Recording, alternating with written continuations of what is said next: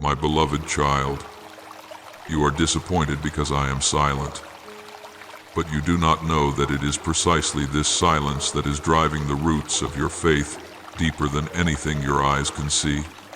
You are afraid that I am slow to act. Yet you have never seen how I quietly move mountains and clear the road ahead of you. Do not be quick to conclude that I have abandoned you sometimes. I step back only to teach you how to stand, not to leave you to fall.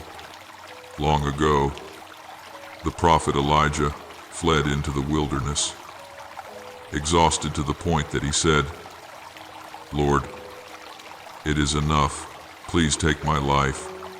He thought the Lord was silent, mistook my seeming delay as a sign that he had been forsaken. But I did not rebuke him or scold him. I simply sent an angel to touch Elijah twice and say, "Get up and eat, for the journey you must go on is still long." There was no thunderous miracle, no roaring thunder, only a simple meal, yet from within that silence Elijah was raised up to continue his journey. In the same way, there are days when you hear nothing from me, yet you do not know that I am preparing a quiet strength, enough to carry you across a whole desert you were sure you could not cross. There are seasons in life when you do not need anyone to cheer you on. You only need a small sign that heaven still remembers you. Yet the longer you wait, the more you see nothing but a silence stretched out until it feels suffocating. You assume it is a sign that I have turned my back on you. But in truth, that is when I am placing you into an invisible furnace where silence becomes a mirror, revealing the cracks in your soul that you would not normally see. I am not cruel.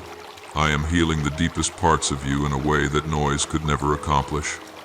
There are times when you look back over your life and see only missteps, dreams not yet reached, prayers not yet answered, doors not yet opened. You conclude that I have come too late.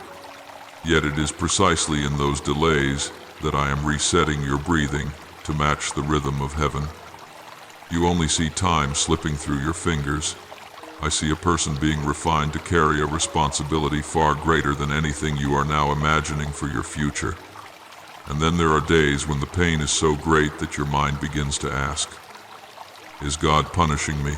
But you do not realize that what you call loss is often simply me pulling you away from paths whose end is a deep abyss. I do not let you hurt in order to humiliate you. I allow the pain so that you will loosen your grip on the things that are causing your soul to decay. My silence, my slowness, all of it is a carefully measured movement to protect you from what you are not yet clear-sighted enough to see. You still tend to think that when the heavens are silent, it means I have gone far from you and left you to struggle alone with things you cannot even name. But you do not realize that in the very moments when you tremble in the quiet, I am bending closest. Listening to each sigh you try to hide behind a calm facade. I hear even the words that never become sound. I see every tear you quickly wipe away when no one is watching. And yet, simply because I do not answer at once, you fear that I no longer care. My child, silence is not a closed door. It is the room into which I lead you so that I may mend the deep fractures you dare not touch. If you will be still inside, you will sense that my silence has never been distance, but the way I hold you in my arms without frightening you. At times I allow the stillness to last longer than you would like, because I know there are things that cannot be restored in the midst of noise.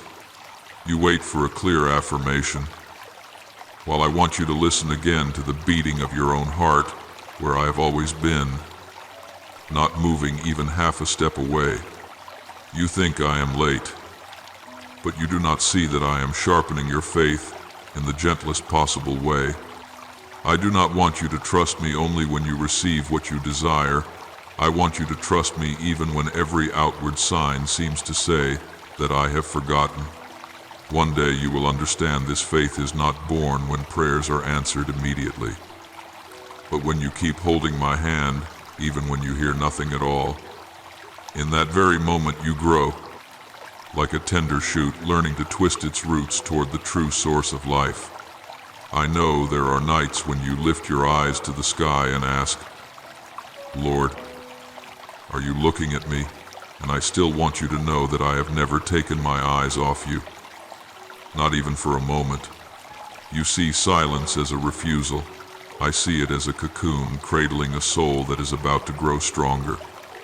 Sometimes I keep silent so that you will stop searching for answers outside yourself and begin to look for me in the rhythm of your daily life, where I hide myself in each small piece you usually overlook. I am not punishing you when I am silent. I am healing you at a pace your heart can bear. And one day, when you look back, you will see that I upheld you through things you once thought were of no importance. But I also see within you a quiet doubt you believe you are no longer worthy of my attention.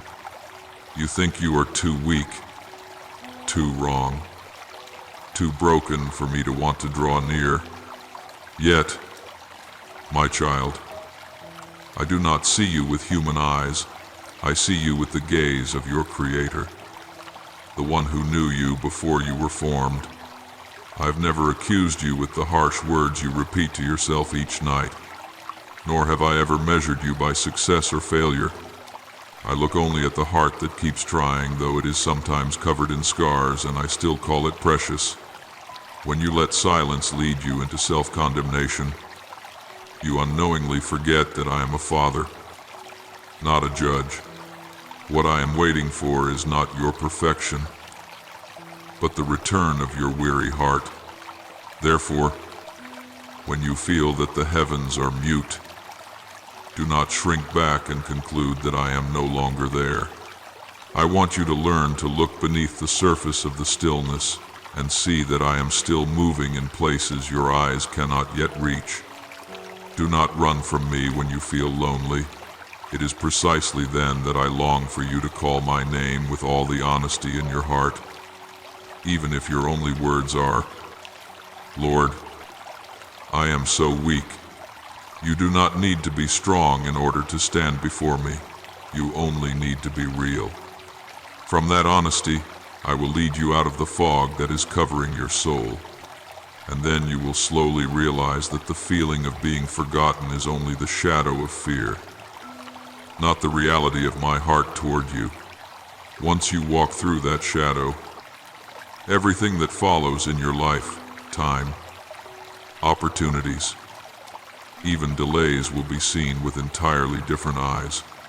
You often look back over your years and wonder why everything seems delayed, why you always feel as though you have missed the important trains. When you see others walking quickly while you walk slowly, you assume that I am favoring them and forgetting you. But my child, I have never measured you by anyone else's pace. Every soul I have created has its own rhythm, its own appointed time, its own journey carefully designed so that it does not lose the essence I placed within it. Yet when you fix your eyes on comparison, you fail to notice my hand reshaping your path. You hear the clock urging you on, but it is often in those very moments that I am pulling you back from hurried steps that would leave your soul wounded and raw. I know there have been days when you opened your eyes and already felt at a disadvantage, out of step, no longer able to catch up with those who went ahead of you. You look at your age, at the opportunities that have slipped through your hands, and you sigh quietly, now it's too late. But I want you to understand that I do not operate according to the timeline you see. I am not in a hurry when you are in a hurry, nor do I panic when you are afraid. I work in the deep places of the soul, where time is no longer a chain or a limit. You think the long years that have passed were only an empty stretch, but they have been silently carving out perseverance, humility, and faith, things that early success rarely has the power to create. When you think you are wandering in circles, in reality you are walking along the very path I marked out for you beforehand. There are times when you come to pray with a heart weighed down because you feel your life is moving too slowly, and you blame yourself more than you blame me. You ask whether I am still writing anything for your future, or if the pages of your life have already come to an end. But I want you to know that I have never canceled the destiny I began. No closed door has the authority to destroy what I have ordained. You can see only the present, but I see the whole road from start to finish. What you call slow is, many times, the perfect pace to keep you from receiving things you are not yet ready to carry. My child, the fact that you have not reached the finish line does not mean you have failed. Sometimes it simply shows that you are living within the precise process of my timing. I also see in you a habit that quietly wears down your spirit. You keep comparing yourself to the journey of others. You see them going far while you seem to move only inch by inch, and you conclude that you are inferior or have been left behind. But my child, every comparison blinds you to what I am quietly restoring in you. When your eyes are fixed on someone else's achievements, you no longer see the seeds I am sowing in you each day. The fact that those seeds have not yet blossomed does not mean they are not alive. They are simply waiting for the right climate, the right light, the right moment I have appointed. If you force them to bloom in someone else's season, you will cause the tender petals of your own life to break before they have a chance to tell the story I long to write through you. So, when you feel your heart growing anxious because time keeps passing, I long for you to slow your breathing and look at me. Instead of looking at the haste of this world, you are not late. You are being held a little longer so that when the door opens, you will step through with a soul strong enough, deep enough, and mature enough to carry what I place in your hands. I do not want you to receive blessings too early, before you have roots, because rootless blessings will make you fall faster than you think. Let me lead you according to the rhythm of heaven, a rhythm that is never off by even a second. And then you will realize this: what you once called too late was in fact the delicate preparation for things you never thought you could be worthy to receive.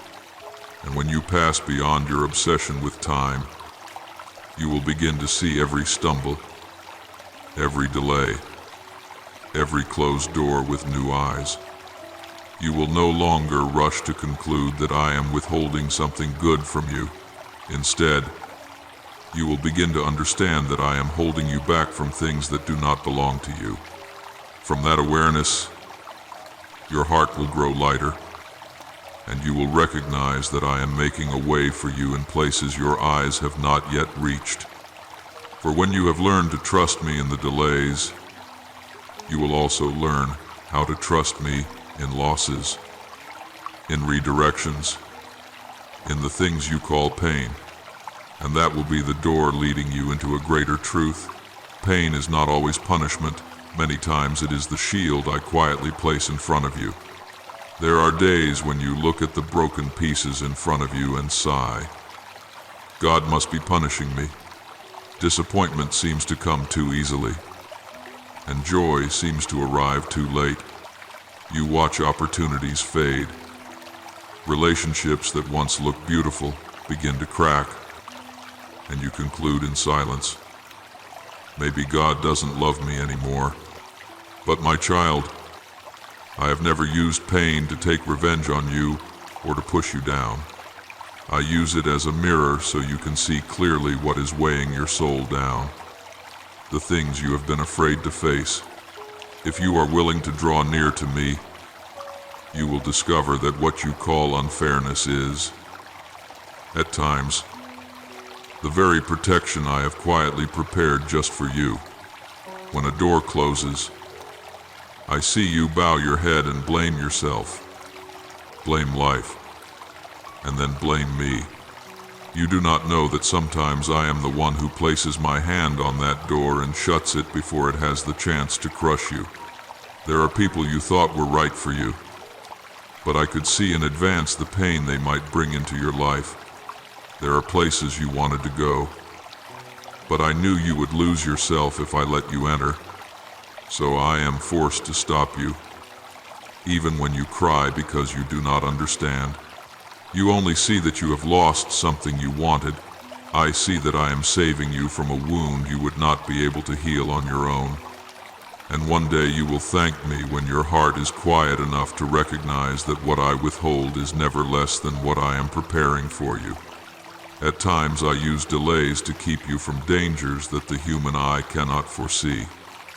Like the time you were angry because you were stuck on the road or missed an appointment you thought was a great opportunity. You were sad, frustrated, blaming yourself for being careless. But you did not realize that sometimes those very moments of being held back are what kept you far from a crisis I did not want you to face. I do not need to perform a visible miracle to protect you. Sometimes a small delay is enough to change the course of a destiny. If you would look at your life from a wider angle, you would see that behind each late arrival, each change of plan, each lost opportunity, there is often a deliberate arrangement I am quietly putting in place.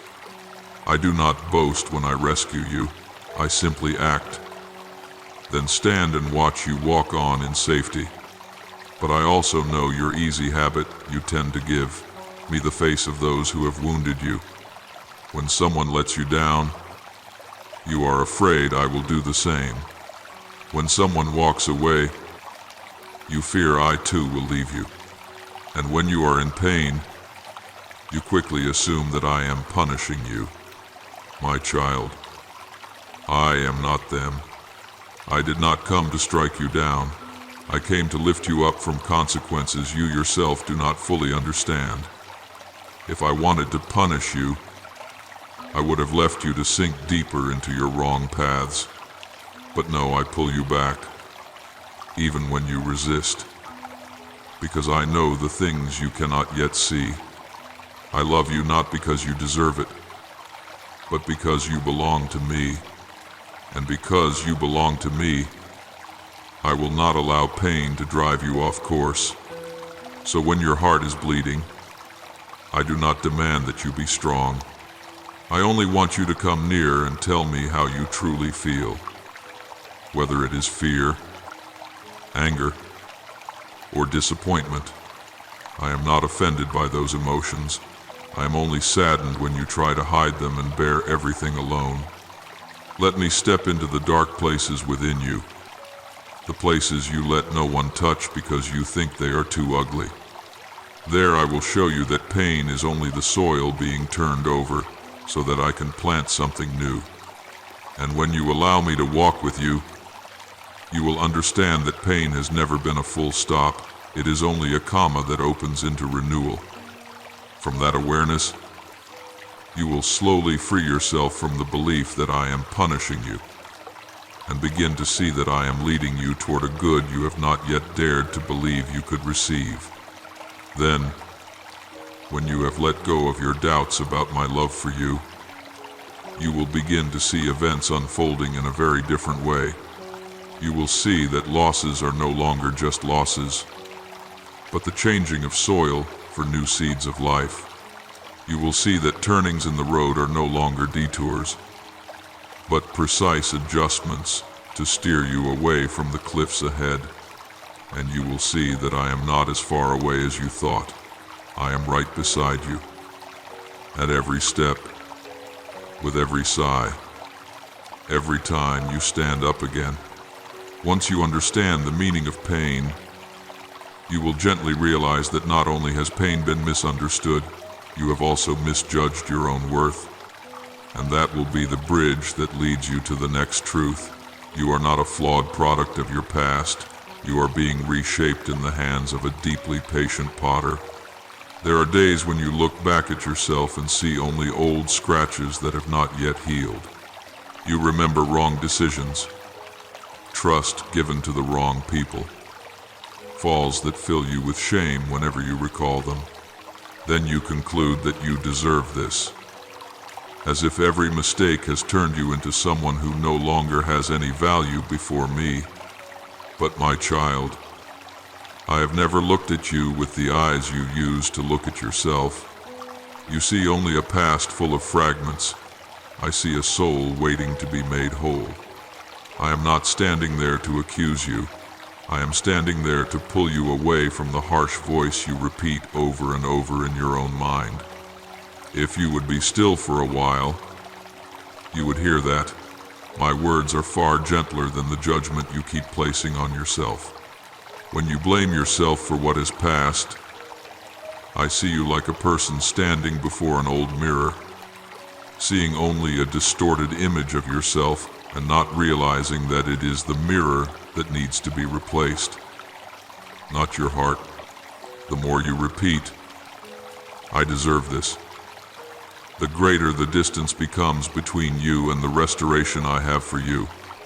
You think I keep your failures in constant remembrance, but I have already placed them so far away that you are the only one still holding on to them.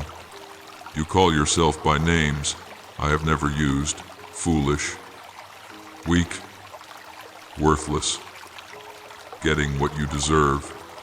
Those words do not come from me. They come from the fear of being hurt again. You are using the past like a lock to chain yourself, while I long to remove it so you can step into a future shaped by my hands. You need only to relax your grip a little, and I will show you the new mirror I am holding out, where you are seen through the eyes of a father, not a judge. I want you to remember that you are only clay, and I am the potter. No one looks at the clay and calls it useless. They only look at the hands that shape it. You are not yet your final form. You are in the middle of the process. And the process always includes being pressed again, adjusted, even broken, so that you can be remade better. You thought the shaking in your life was punishment, but in reality, it is how I carefully reshape the parts that have drifted from my original intention. You are not abandoned in the furnace. You are placed there so you may become firm and strong. The vessel can never mold itself. It must allow the potter to touch it, turn it, adjust it, and sometimes hurt it a little so that it may become more beautiful. If you will let me work, you will come to understand that you are not broken beyond repair. You are being renewed. Little by little, I know you are tired of pretending you are fine, of trying to use your achievements to compensate for your deepest insecurity. You chase after the expectations of others, hoping that one day they will approve of you and your pain will disappear on its own. But my child, human hearts cannot be your place of healing. They are only a place that leaves you more exhausted. I do not wait for you to become strong before I come to you. I wait for you to admit you are weak so that I can be strong in your place. You do not have to play the role of the resilient one, because I love you in your truest state, tired, fragile, and sometimes not even knowing where to begin. I want you to lay down the burden of having to prove that you are good enough. For if you insist on keeping the right to condemn yourself, you are closing the very door that leads to restoration, which is my hand. So come near to me with all the things you consider ugly about yourself, missteps in your past, your cracked heart, your anger, your shame, your fear of being judged. I am not unfamiliar with these things. I have seen them long ago and still chose to love you through every stumble. Do not hide yourself any longer behind words of self-condemnation. Let me wipe clean the way you look at yourself, so that you may know you are not the final product of your mistakes. You are a page I am still writing on, not a discarded fragment. And as you begin to recognize your true worth in my hands, you will feel your heart grow lighter and your steps more steady. From there, you will come to understand why I do not want you to merely survive reluctantly. I want you to rise, not only to find peace, but to become living proof that restoration is real and is still unfolding in you day by day. Then, at some point, when your soul is no longer bound by the voices of the past, you will find yourself called to something greater than mere existence. You will begin to see that life is not just a string of attempts to get through the day, but a journey of being sent to reach others. You will know that what once caused you pain has now become a key that opens a door for those who are lost. And you will understand, quite naturally, that I do not restore you merely so that you can feel better. I restore you so that you may become light, so that through you, others may see me. And from that awareness, you will be ready to step into what comes next, living not just to survive, but to carry blessing wherever I place you. There are times when, after too many blows, you only have enough strength to say one thing to me: just let me have some peace. That's all. I understand that, because I see that you are so tired you no longer dare to dream of anything more. But my child, if you live only to avoid pain, only to get through each day, then you are living far beneath what I have placed inside you. I did not save you just so you could hide in a safe corner, lock your heart away, and fear every risk. I set you free so that you could step out, turning the very scars that once made you ashamed into a story of restoration for others. If you only ask for peace for yourself and forget that I long to use your life to touch other souls, the blessing within you will slowly run dry, because it has nowhere to flow. I know that many times you have ranked yourself among the ordinary, only daring to think that it is enough just to get by, asking for nothing more. You look at those who are used and think, I am not that kind of person. And so you retreat into your small, safe zone. But my child, I do not choose people by human standards. I do not look for the perfect. I look for those who have been broken, who have thirsted, who know what the depths feel like, so that when I lift them up, they understand the true value of grace. You say you have nothing to give, but I see in you a treasure that has been formed precisely through the seasons you thought were all loss.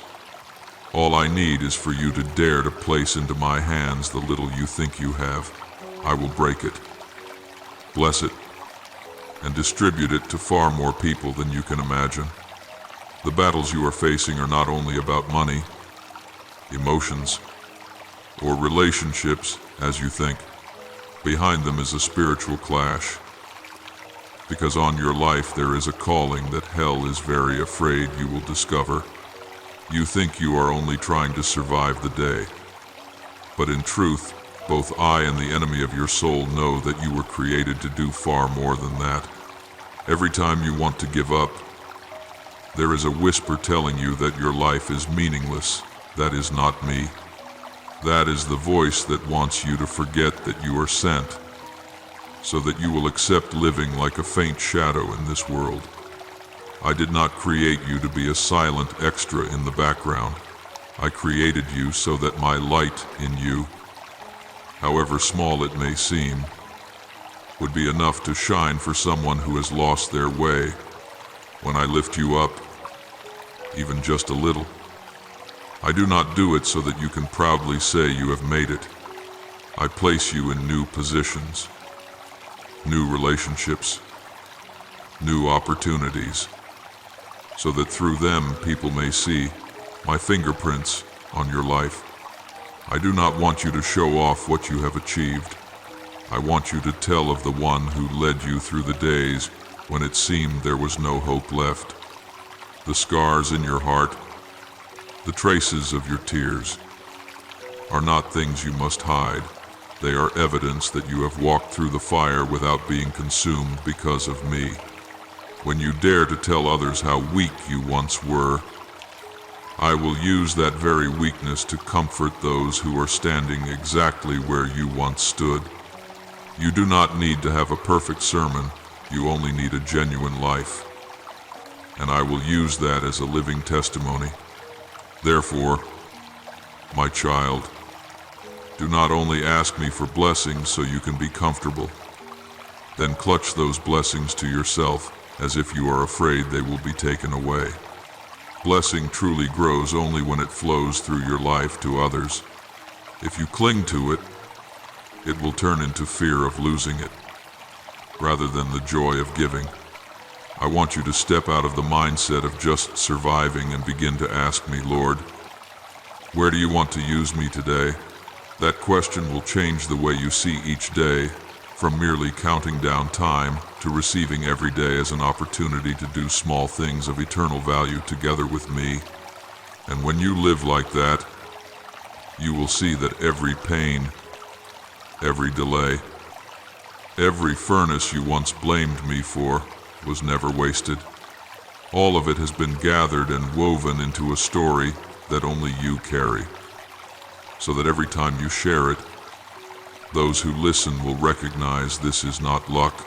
This is the hand of God upon a life that dared to be used by Him. The world keeps pressuring you to keep a calm face, to always appear strong, successful, in control of everything, as if showing even a little weakness means you will be despised and left behind. But I do not look at you that way.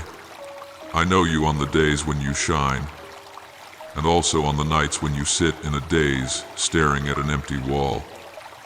On the mornings when you do not want to leave your bed because your heart is so heavy, when others only want to hear stories of victory. I listen even to the sighs you think no one would ever want to hear. When people run out of patience with you, repeating the same sadness over and over, I still quietly sit beside you, looking at you with eyes that do not grow tired. At times you think of yourself as someone who came too late, who missed out, who burned up your youth on relationships, goals, and illusions that now, in hindsight, feel only empty. You feel as if your life is ruined, as if you have wasted the time I gave you. But when I look at you, I do not see only your mistakes and your falls. I see a heart that, though bruised, still beats. A soul that, though it once wanted to let go, is today still here. Still with a bit of courage left to breathe, to exist, to dare to speak with me, to me. The fact that you can still stand after all the times you have fallen is a beauty that surpasses any title, status, or accomplishment the world praises. Trophies, certificates, and compliments will all gather dust. But a person who dares to rise after pain, who dares to return after wandering, in my eyes, that is a spiritual victory far greater than a flawless life that has never made a mistake. You are still here. You still call me Lord. You still dare to call yourself my child, even though you have often felt ashamed of your own wounds. And that pleases me far more than you think. I do not want you to use all that you have not yet done as grounds to condemn yourself day after day, like a harsh judge constantly demanding that you be the most perfect version of yourself. You do not need to stand before me as if standing in a courtroom, defending yourself and proving that you deserve another chance. I already know everything. I am not holding a comparison chart in my hand. measuring how many years you are late, how many steps behind, how many opportunities you have lost. You are you, not a copy of anyone else. And the journey I am writing for you does not duplicate anyone's path. Every child I create has a unique rhythm, and if you keep forcing yourself to run at someone else's pace, you will collapse before you ever reach what I truly intend for you. I understand why you keep comparing yourself to others, because you are afraid of being forgotten, afraid that if you are not as good as they are, you will be left behind. But in my kingdom, no child is surplus. No one is left over. No one is too late and therefore has no share. Those thoughts do not come from me, but from the fear in your heart, from the voice of the world that keeps demanding you prove your worth by results, by speed, by position. I do not see you that way. I see you with the eyes of a father who has watched every step you have taken from childhood until now, who knows every season you have smiled, every season you have wept, every time you have tried so hard that even you did not notice how much you had already given. Every promise I have placed over your life has its appointed time. Just like the seasons of the trees, some seeds sprout quickly, some slowly, some break through the soil after only a few days. But there are also seeds that must remain hidden for a very long time in the dark earth before they rise into a sturdy tree. You often only like what is instant miracles that happen quickly, doors that fly open so that you do not have to wait, do not have to feel uncertain, do not have to face the question, why have I not received yet? But I do not work according to your impatience. I work according to my wisdom, from which I see the whole picture, when for now you only see a small corner. There are things I deliberately have not yet placed into your hands, not because I can bear to let you live in lack or deprivation, but because I know that if I were to give them to you at a time when your heart is not yet deep enough, your foundations not yet firm enough, your faith not yet rooted, then that very good thing would become a weight that breaks your back. I do not want blessing to turn into chains. I do not want grace to become the very reason that draws you away from me or away from your true self. I would rather slow things down a little in order to dig your foundations deeper, to teach you to trust me in the silence, to train you to stand firm when nothing is yet clear, than to give you something you greatly desire that would, in the end, ruin your soul.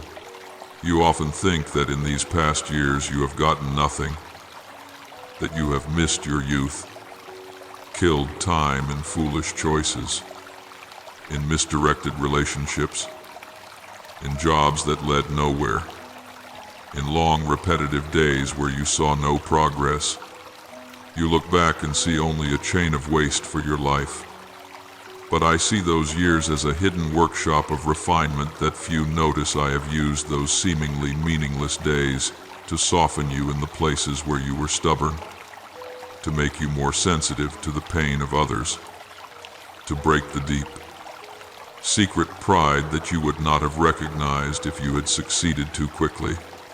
I have used the wounds in your relationships to teach you to discern what true love is and what exploitation is, so that next time you can recognize the real value of those who know how to cherish you. I have used the nameless tasks, the years of quiet labor that no one acknowledged, to teach you perseverance, endurance, and doing things for me rather than merely for the praise of people. There is no season in your life that is superfluous. There are only seasons whose meaning you have not yet fully understood. And I do not mock you for not understanding. I wait for the moment when you are calm enough for me to explain each part again, right along the very footprints you once thought were wanderings. Today, even if you feel that you still amount to nothing, I want you to pause and look deeply at this one truth.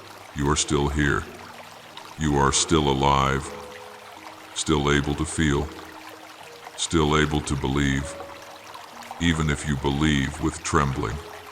You do not know how many times you wanted to give up, yet you could never quite let go completely, because within you there is still a very small strand that connects you to me. It is precisely this seemingly fragile strand that delights me. It tells me that you have not entirely closed your heart to me, that you still long for something more than a life that merely gets by. Do not despise the fact that you still sit and stay, still read, still listen, still talk with me.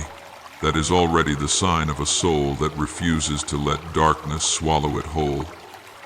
I do not expect you to become a hero overnight. I simply desire that you give me the chance, day by day, to soften one more small part of your heart. And I want to tell you that you are not the only one who has ever thought it was too late, that there was no hope left. Many whom I dearly love have also gone through long years that felt like a desert, that seemed like my silence, when in reality I was writing the deepest chapters of their story. You often ask yourself, if so, when will it be my turn? When will I clearly see what you have promised? I do not condemn that question, because I understand it is born from all the times you have stood on the sidelines watching others receive the blessings you too have hoped for. But I want you to know that in the spiritual realm, there is no such thing as your turn being taken by someone else. What I have set apart for you, no one can take. What I have ordained for others, you cannot seize.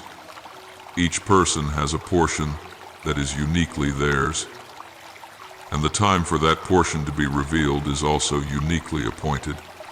The fact that you see others cross the finish line before you does not mean I have abandoned you at the starting line.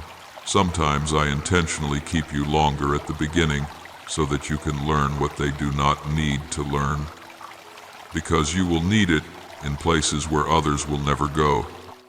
Instead of asking, when will it be my turn? I long for you to begin asking, Lord, what are you teaching me in this season? When your question changes, your impatience will lessen, and you will see that I am not motionless as you imagine. I am busy preparing you yourself and the circumstances around you, so that when I bring you into the place I intend, everything will already be in its proper position. You are not forgotten in some corner of the sky, nor have I placed you at the very end of the line and then forgotten to call your name. I remember you, every tiny detail of your life, the things that others would never bother to notice. There are dreams you think you have buried, but I still hold them in my hands and quietly breathe life into them, waiting for the day when you are brave enough to receive them again without fearing failure. There are words you once spoke to me in tears many years ago, and then, worn out, you stopped mentioning them. But I have never forgotten. I keep them as seeds stored away, waiting for the right season to sow them again into your life. And now, though you do not yet see clearly, things are stirring in the unseen realm. I am stirring up those places you thought had grown cold, awakening the healthy desires you once extinguished because you were afraid of hoping only to be disappointed again. My presence is touching the dry places in you, making you suddenly realize you no longer want to live in a way that is merely getting it over with, no longer willing to accept a life of mere endurance. That is the sign that my spirit is at work, not to throw you into panic, but to help you know that I am still continuing my work in your life. You may not yet be able to name this change. You only feel a slight restlessness inside when you live exactly as before. A quiet discomfort when you continue to compromise with what you know is not right. A faint longing for something deeper that you cannot put into words. Do not be quick to quench these feelings. They are not meaningless instability. They are my gentle knocking at your door. I am inviting you to step out of a way of living that only seeks safety, that only wishes to be left in peace, that only asks me, please, don't let me hurt anymore, and to step into a way of living that knows how to ask, Lord, how can I belong to you more? How can I let you use my very life to touch someone? I am not demanding that you change the whole world at once. I only want you to begin with the small things I place before you: a sincere word of concern, a compassionate look, an act of forgiveness you once thought yourself incapable of. Every small step you take with me has eternal value, and it is precisely through those small steps that your calling is revealed. I have not kept you alive until today merely so that you might exist, merely so that you fulfill a few responsibilities and then disappear as if you had never been here. I preserve your life because in your story there is something I want to use to awaken other hearts. The scars on your soul are not only reminders of pain, they will become evidence that I can uphold a person who seemed to have no chance left. You do not know how many people need to hear that from your own mouth, to see that through your own life. And that is why I am awakening you, enlarging your heart, softening the places that once were hardened. You are not forgotten. You are not overlooked.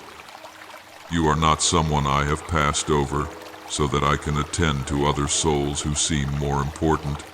You are being prepared for something both gentle and great, to become living proof that I still work, still heal, still make all things new. Even in a life the world had written off as having nothing more to say. So do not be quick to belittle yourself, and do not confine yourself to the role of the one who just needs a bit of peace. I call you out of that.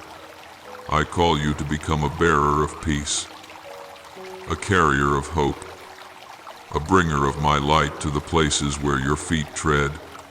And as you step into this, you will realize that every delay, every silence, every year that seemed utterly wasted was in fact the path along which I led you the long way around, so that today you can stand in my plan without the fear that once gripped you. Have you ever noticed that right in the middle of days that feel pitch black and utterly hopeless, there is still something very quiet stirring in your heart, like a gentle breath threading its way into your chest, like a fragile beam of light that the human eye cannot see, yet your soul recognizes so clearly. Sometimes you do not know what to call it. You just suddenly feel like crying for no specific reason. You just sense deep within a strange kind of expectancy, as if something greater, purer, truer is slowly drawing near. You think it is only a passing emotion, but I want you to know it is the sign that I am rekindling a new life within you. Not the rushed kind of beginning the world offers, but a quiet yet enduring inception where I do not merely adjust a few external details, but change the way you see yourself, see me, and see this world. You often shrink back, thinking you are too ordinary, too small, too full of mistakes, too late for anything that could be called being used by God. But you forget that I have never written any plan based on the standards of the crowd. I do not look at your age to decide whether you are still in time or already too late. I do not use your failures to stamp ruined over your life. I am the one who has always chosen those who were overlooked, who keeps calling the names of those whom no one seems to count, who raises up souls that once condemned themselves. I am a father very different from any face you have ever met. I can take a life that has been labeled a failure and turn it into living proof of how deeply I love and how far my power can go. The weaker you are, the more easily you can become a clear glass through which my light can pass so that others may see. Because then they will no longer be able to say, "That is your strength." They will only be able to acknowledge, "Surely someone must have intervened." But my child, for you to become that kind of witness, I have had to guard you many more times than you realize.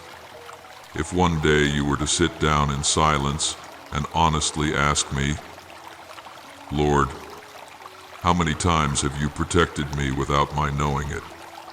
you would probably fall quiet in astonishment.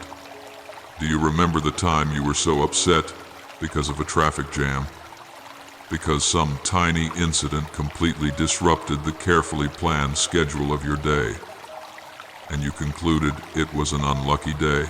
Yet, if I were to pull back the curtain and show you what lay ahead, you would see that the place where you think you missed your chance was exactly where an accident had just occurred. And if you had arrived on time the way you wanted, you might not be here now, sitting and talking with me. Do you remember the phone call you were waiting for? The promise that seemed as solid as stone and then suddenly went silent without a single explanation. You lost sleep over it. You decided you weren't good enough. That's why they failed to show up, why they changed, why they abandoned you. But when I saw that call never come, I saw your future being shielded from a relationship that would slowly erode your dignity and your peace. I know which sweet words would turn into chains. I see in advance which smiles would become blades. I can measure the depth of the wounds you would never be able to foresee. That's why there are messages I do not allow to be sent, promises I allow to break, golden opportunities I myself let slip out of your hands. Even as I hear your sighs, even as I see you blaming yourself, blaming others, and even blaming me, I take no pleasure in seeing you cry over such things, but I accept letting you hurt a little now to spare you from a pain 1,000 times greater later on. You look at a single door as if it were everything, but I see the entire corridor that stretches out behind it. Some invitations seem so desirable. Some relationships appear so complete. Some projects look as if they will bring you status and a name. Yet hidden inside is the price your soul would have to pay. Sleepless nights, the distortion of your character, the gradual loss of the simplicity in you that I love. I cannot allow you to trade your soul for something flashy and short-lived. That is why there are times I choose the way you least expect. I slam that door shut. I sever the connection you want to keep. I let everything fall into a strange, heavy silence. To you, it looks like loss. To me, it is redemption. You ask why I do not explain immediately. It is because if I told you everything, you would trust me out of fear, not out of love. I want you to learn to trust me even when you are not given all the data, so that your faith is not a bargain, but a true surrender. Everything I do, whether it is making a way or blocking a path, adding or taking away, all flows from the same source, an unchanging, inexhaustible love for you. This love is not the kind that spoils you by giving you whatever you want, nor is it the cold kind that throws you into tests merely to check your loyalty. It is like a father keeping a knife out of the hands of his little child, even when the child cries and demands it, because he knows those tiny hands would wound themselves. It is like a doctor pressing on a wound to remove what does not belong there, causing you greater pain for a moment, so that you will not be infected later. There are times I allow you to pass through things that bring you to tears, not because I enjoy seeing you collapse, but because I know only such experiences can awaken in you a new depth, a compassion you did not have before for the pain of others. I do not waste your tears. Each drop is received by me, remembered by me, and used by me to soften your heart so you will not become numb in a world full of hurt. When you begin to recognize this, you will stop seeing every disruption in your day as a bad omen or bad luck, and you will be slower to conclude that I am against you whenever your plans fall apart. Instead, you will learn to ask a different kind of question, Lord. In this situation, what are you protecting me from? What are you teaching me? What are you preparing me for ahead? That question is not the question of a resigned victim, but of someone beginning to step into spiritual maturity, where they no longer see themselves as a victim of circumstances, but as one who is being led in every step. When your mind shifts from accusation to seeking meaning, you will sense a deeper peace even before anything on the outside has changed. You will no longer need to hold everything in your own hands, because you know that I hold what you cannot see. And then you will understand more deeply a truth you once only heard with your ears. Nothing comes to you without passing through my hands first. And my hands never do anything except out of love for you. Do not think that these quiet protections are merely so you can get through life in peace and nothing more. I do not guard you from one danger just so you can turn your back and continue living as if I were never there. I preserve you because you are part of a larger plan that I am unfolding on the earth. Every time I pull you back from some pit, I am not thinking only of you. I am also thinking of the people you will one day meet, those who stand at the very edge you once stood on. I want that when you look at them, you will not only see their problems, but also recognize your own reflection from years past, so that you can offer them not just advice, but testimony. I have been there, and this is how the Lord brought me out. That is why I do not erase every trace of the battles you have fought. I only draw out the poison, leaving the wisdom so you can become a support for others. The blessing I pour into you is not meant to be a stagnant pond, but a living stream flowing through you to water other dry and thirsty places. When you realize that you are saved, preserved, and protected, not just so you can be safe, but so you can be sent, you will begin to live with a different posture. You will ask less often, when will I receive more, and more often, today, what can I give to someone from what I have already received? You will fear loss less, because you will recognize that the one who has kept you from countless dangers, who has broken traps you never even saw, is surely able to provide everything you truly need as you live for his purposes.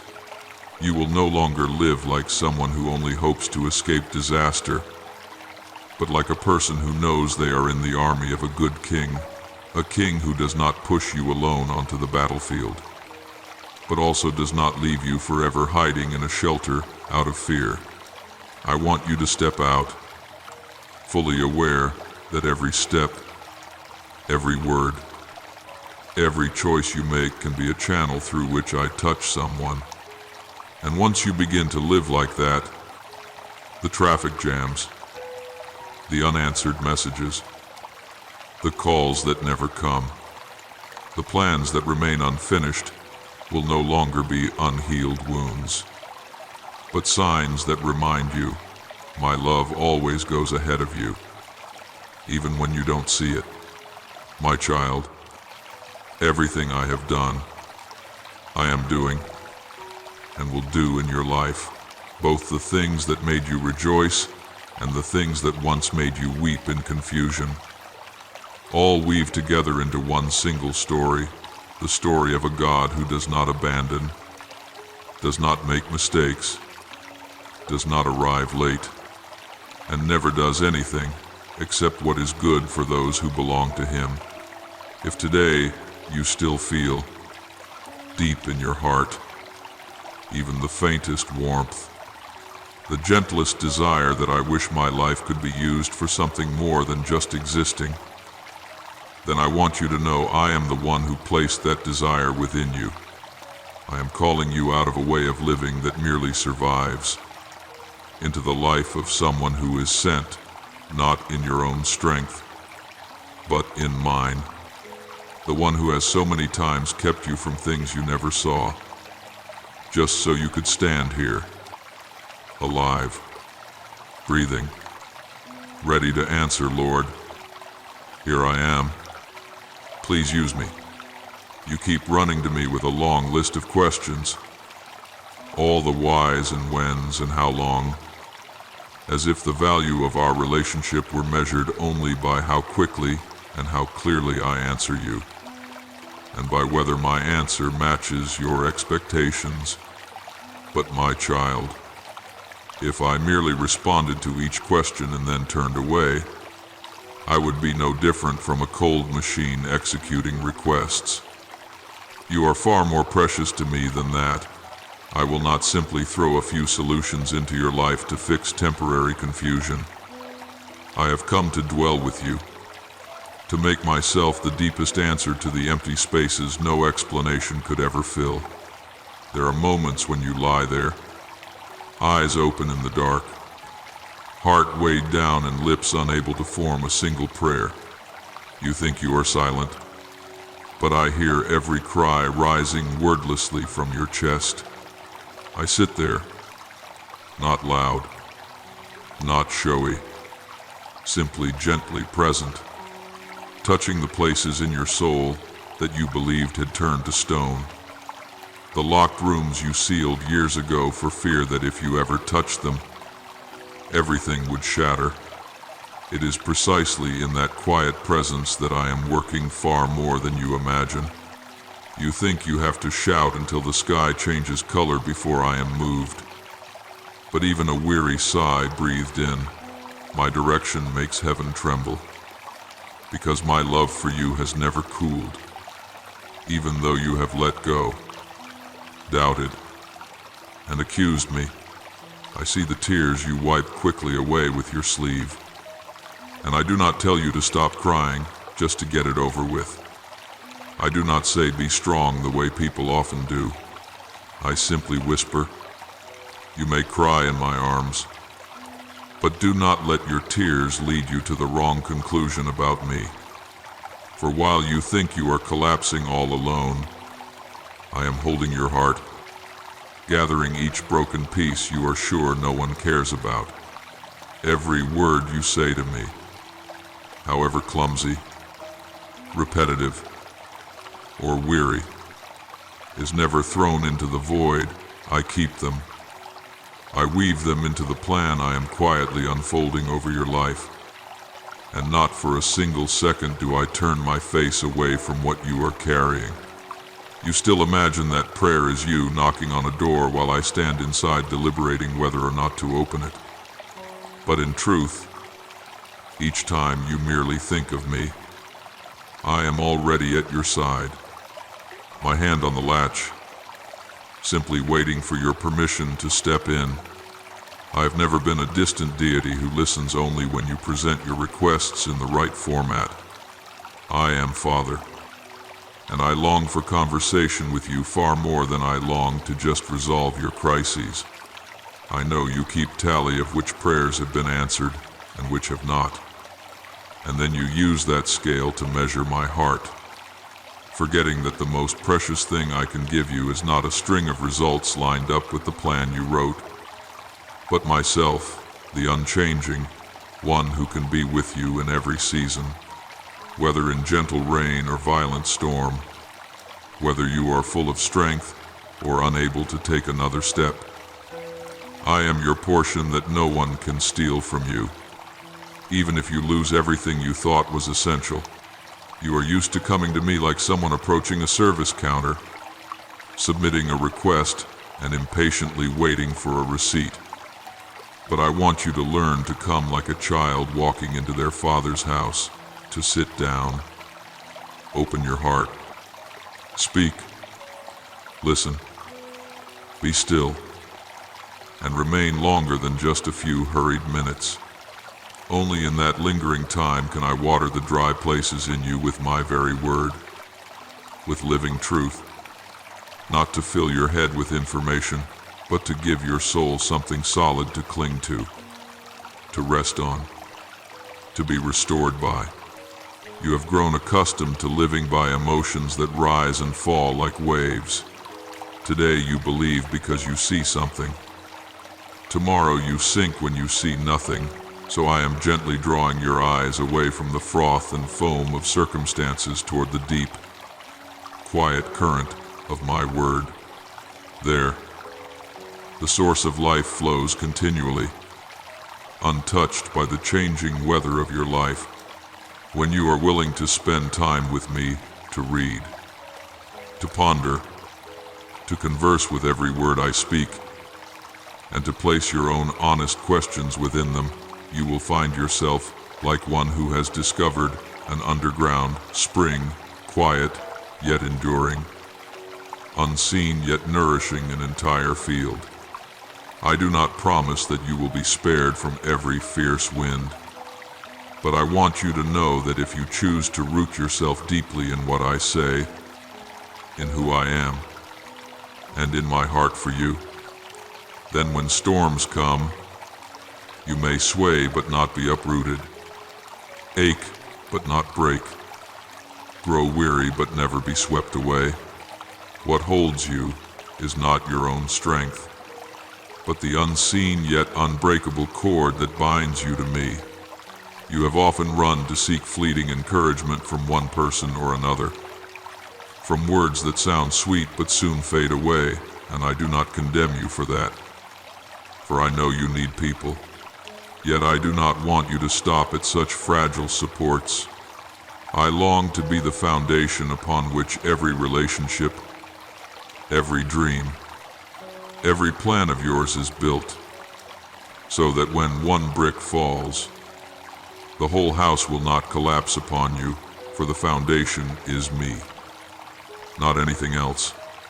When you live continually with the thought of just one more day to get through, you will only gather for yourself, hoping the waves won't strike too hard against your own life. And in doing so, the blessing within you grows stagnant, like a pond without an outlet, whose waters slowly turn murky. But when you begin to dwell with me, to understand me, to drink from my source, you will see that you are called to become a small channel, carrying living water from within you to other dry places. Then, blessing will no longer be something you clutch in fear of losing, but a current that grows clearer the more it flows, richer the more it gives. I see within you capacities you have not yet dared to believe in, the experiences you've walked through, the pains you have held. All these, when immersed in my presence and my word, become the precious substance that allows you to embrace another who is weeping in the same place where you once fell. You will not comfort them with empty phrases, because you know how real that pain feels. And in that moment when you reach out your hand to them, I am there speaking through your words, shining through your eyes, and using the scars that have healed in you to whisper to them that I am near to them too. You may think you are not mature enough, not wise enough to support anyone, but never forget it is I who do the work. You are only the vessel, the lamp. Your task is not to create your own light, but to keep the oil, keep the flame, keep the connection with the source. Each time you return to me, allowing me to touch the parts you wish to hide, letting my words soak into your worn-out thoughts and distorted ideas about me and about yourself. You give me the chance to reshape your understanding of worth, success, survival, and fullness of life. I did not place you on this earth merely to avoid pain and quietly disappear. I placed you there so that amid unpredictable storms and sunlight, you would stand as a small but clear sign that I am real, that I still act, still save, still transform, still walk beside my own. I want you to know that every moment I spend with you, speaking, comforting, correcting is never wasted grace. For from those quiet encounters you will rise with new eyes, new steps, and a new heart. Those around you will sense something hard to name, yet unmistakably real and magnetic it is, my fragrance upon you. Not outer brilliance, but a deep peace, a strange patience, a gentleness amid tension, a steadfastness amid uncertainty. All these fruits I grow in you are not for you to admire yourself, but so you might become shade for someone weary and thirsty.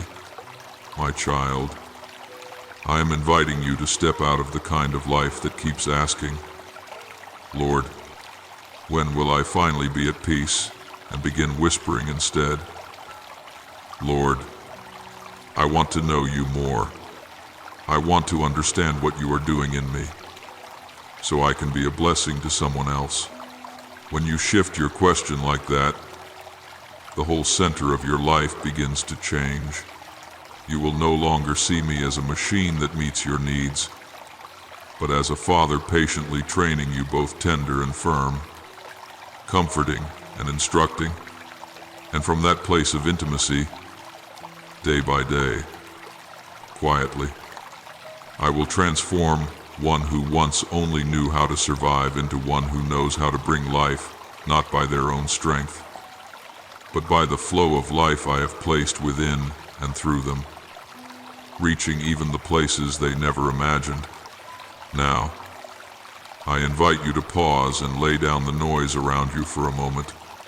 Whether you sit in a small, crowded room, on a packed bus, or in a corner cafe where no one knows your name, I still call you to one simple act: close your eyes, not to escape reality, but to give me a small open space amid the chaos of your thoughts.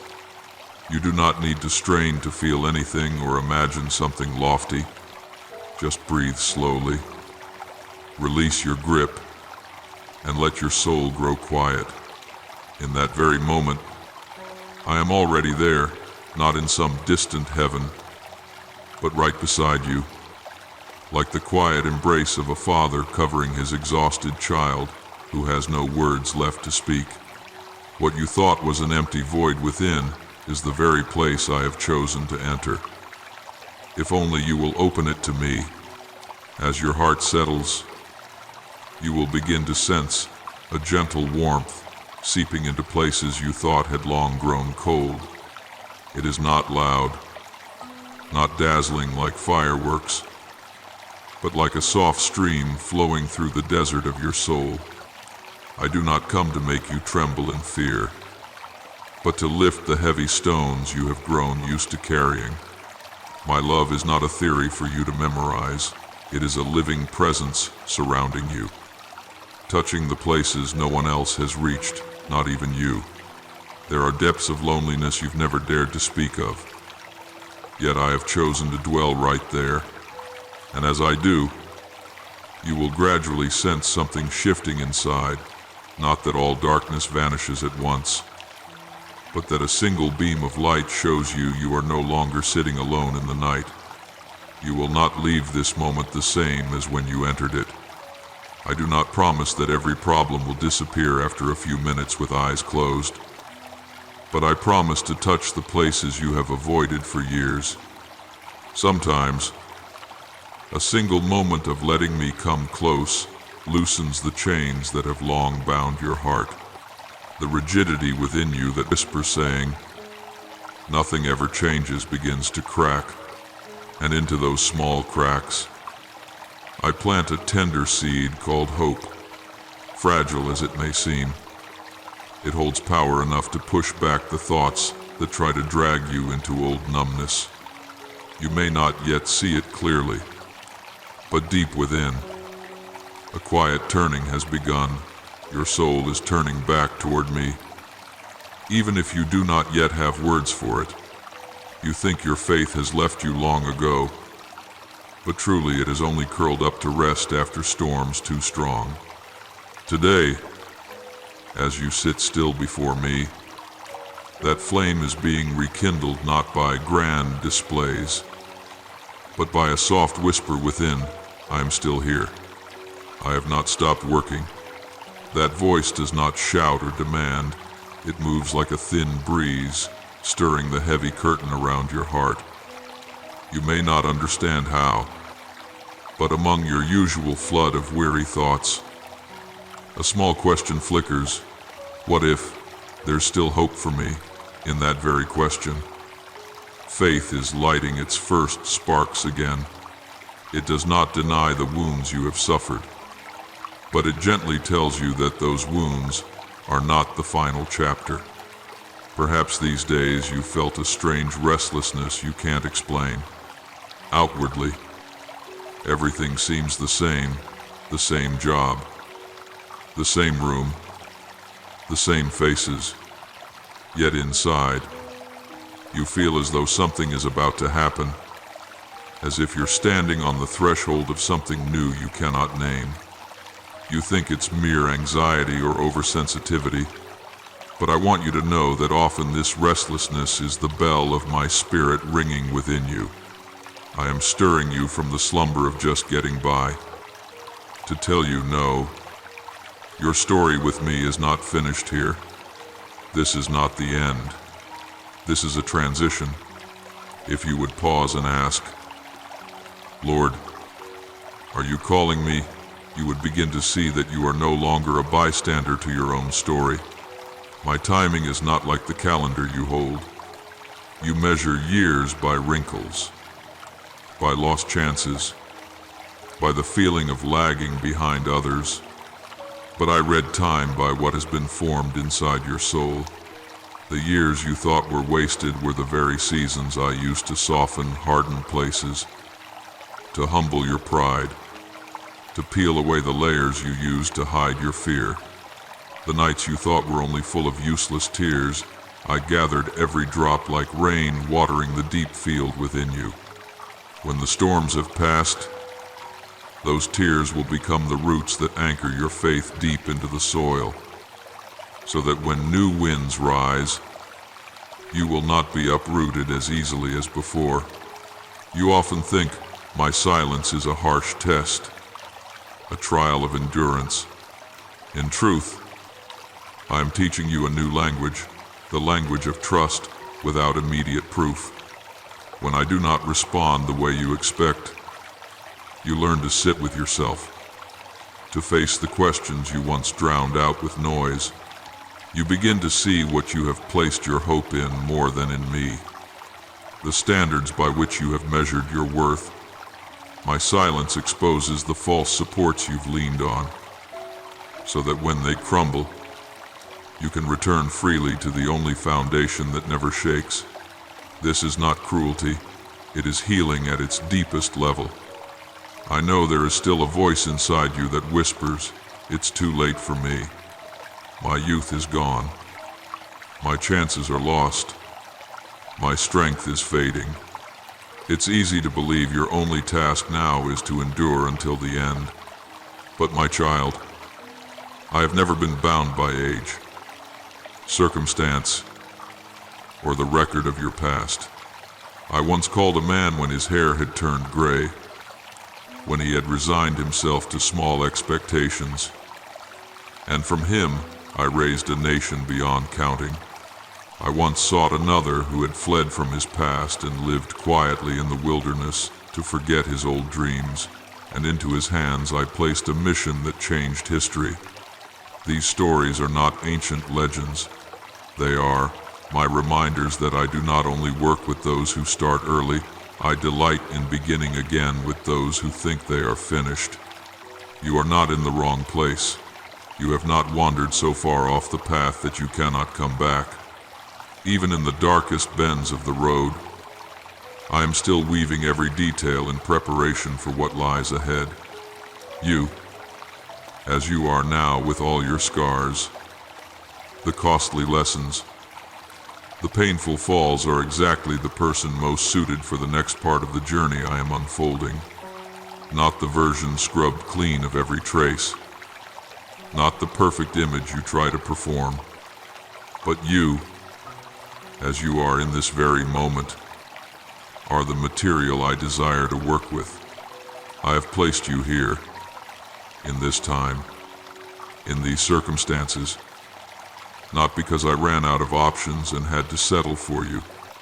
On the contrary, I know well that what is coming will require a heart that is soft, humble, willing to listen, willing to yield, and that is precisely what the years of waiting, of silence, of tears have been shaping within you. No stretch of your life is superfluous in my eyes.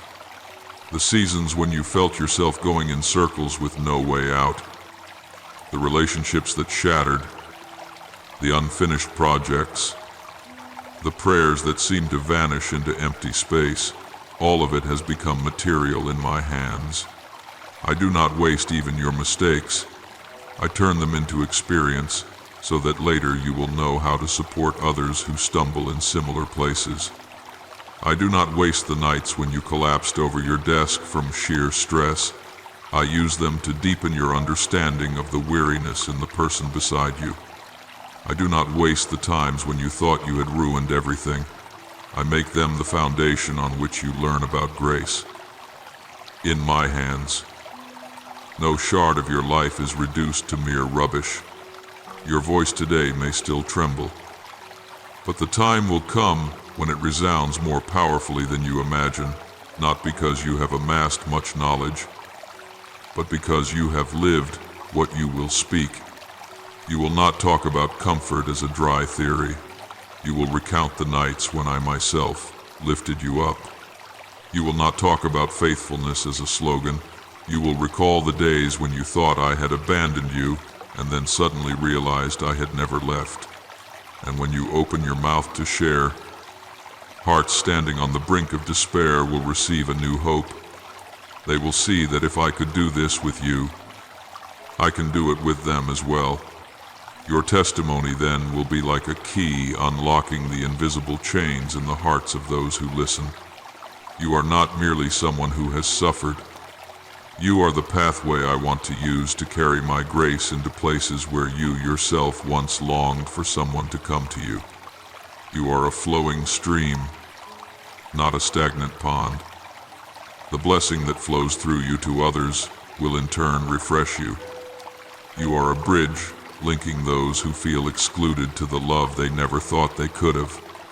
You are an instrument in my hand, sometimes tightened, sometimes having loose strings removed, sometimes enduring, jarring, off-key sounds, so that afterward you can produce a truer tone.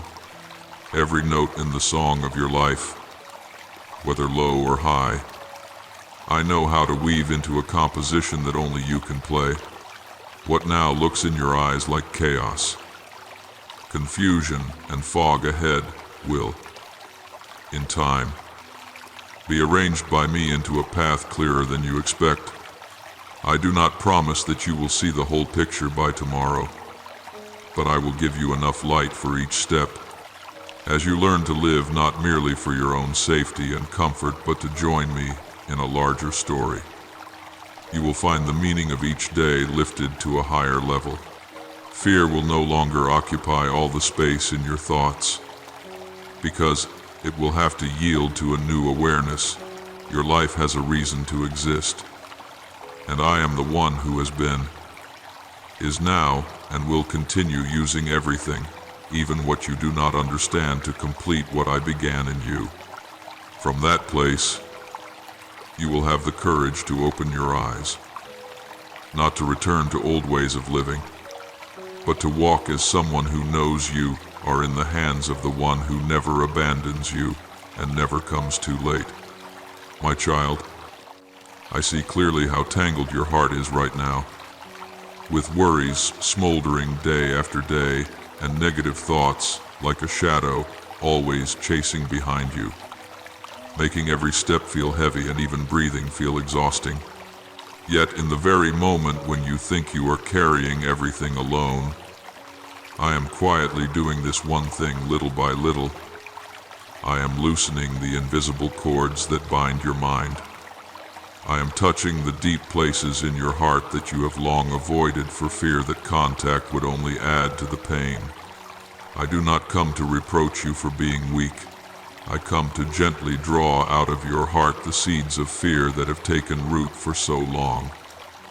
The old voices that told you that you are inferior and unworthy of love. When I touch the memories you locked away, it is not to make you relive the pain and blame yourself, but so that I can wipe away the thick dust covering the little heart that I loved long before you knew how to call my name. You have grown so used to living under a heavy weight that you have come to think it is normal. But I say to you, I did not design you to live forever in such a state of weariness. You were created to breathe deeply, to walk steadily, to face life with a heart that no longer trembles in fear of being hurt again. I am gradually replacing the negative whispers inside you with my words, words that tell you that you are not a burden, not a mistake, but a child I cherish, protect and hold dear. I see every time you try to appear strong while inside you only want to give up. And it is into that very place that I am pouring my peace, not the kind of peace that makes you avoid reality, but the peace that enables you to stand firm in the midst of what has not yet changed. You were not born to spend your whole life bent under the weight of other people's opinions, dodging their gaze because you are ashamed of what you have gone through. I made you so that you can lift your head, even with eyes that have often been filled with tears, and dare to believe that your worth does not rest on praise or criticism, but on the fact that you belong to me, though there have been those who called you names that wounded you, though there are words like blades still echoing somewhere in your memory. The final word over your life is still my voice, not the voice of anyone who has ever hurt you. You may have heard far too many times that you are nobody, that you can do nothing, that your future is nothing but a blur. But I do not agree with those words at all. I know how many dark days you have survived that no one else knows about. I know how many times you swallowed your tears just to keep going. And because I know all of this so well, I say to you even more firmly, this will not end with you living in fear forever. This is not a full stop, but a transition, a turning point where I use my hand to change the direction of your life story. You have believed that you would remain stuck forever in a hazy season, not knowing how to move forward. But I tell you, you will come out of this season, not by gritting your teeth in your own strength, but by being upheld by mine.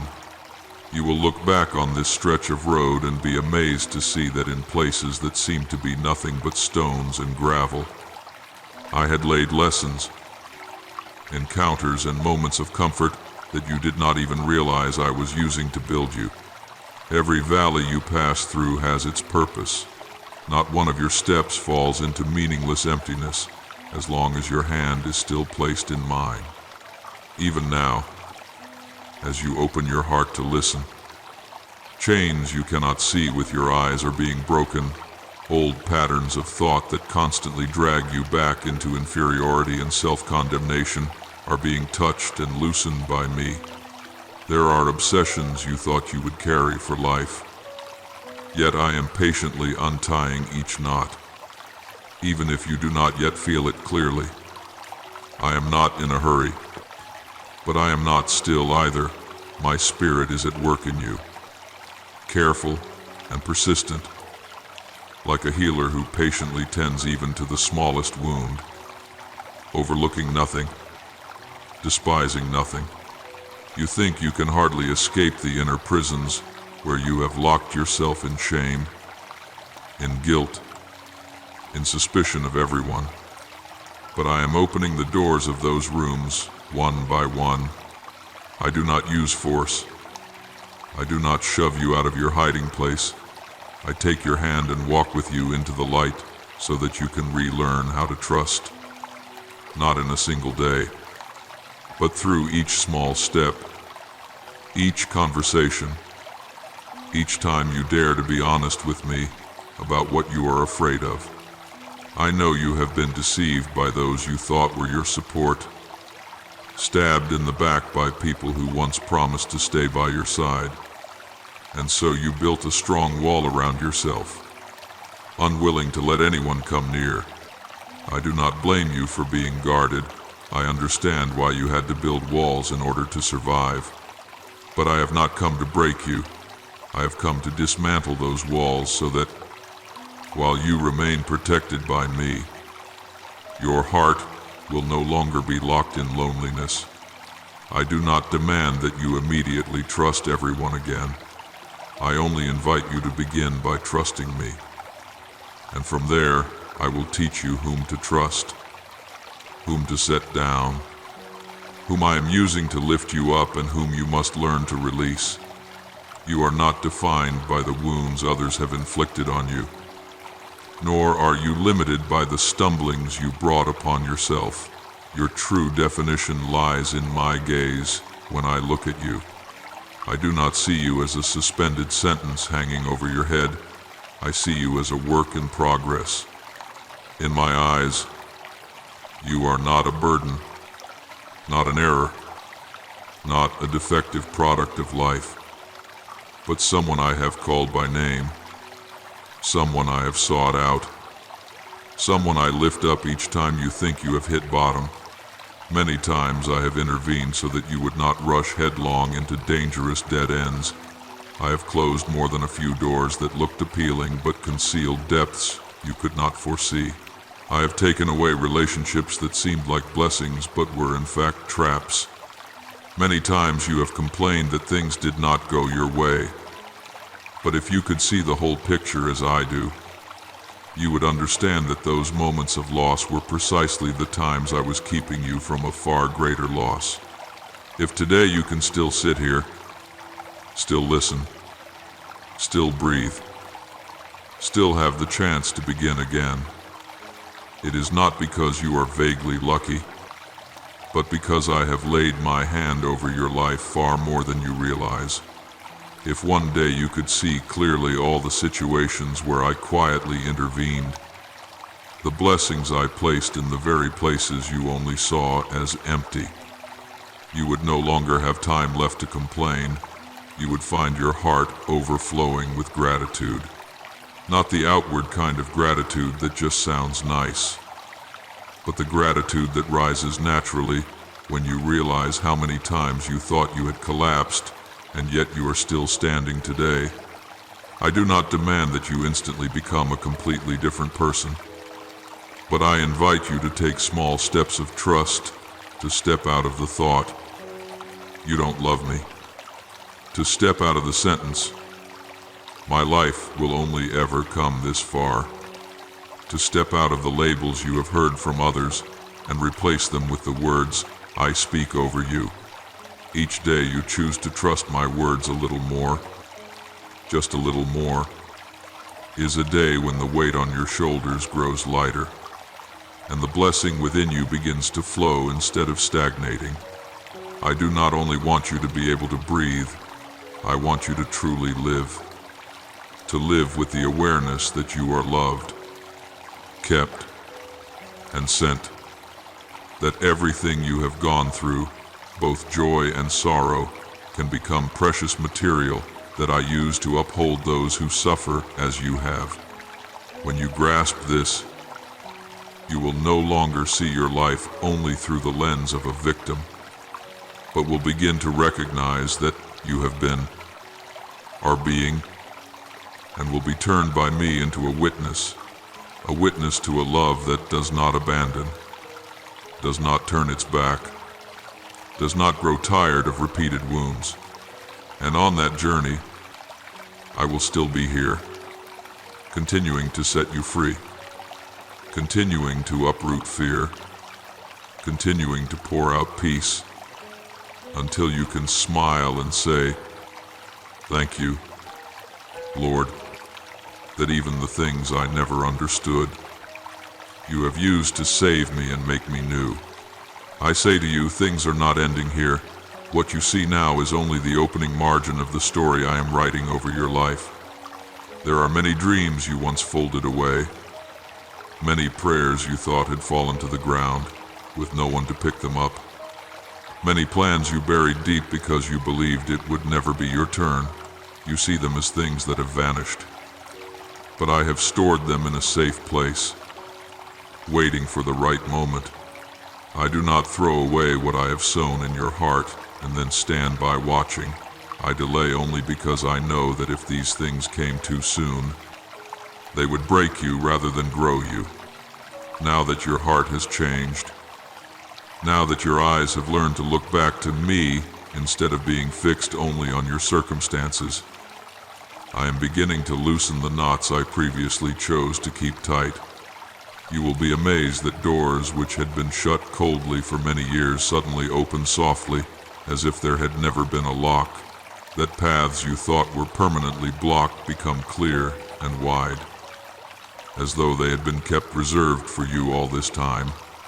People who once treated you as invisible, who forgot your presence in the room, will one day suddenly call you by name, seek your input, and honor your contribution as though you had never been left on the margins.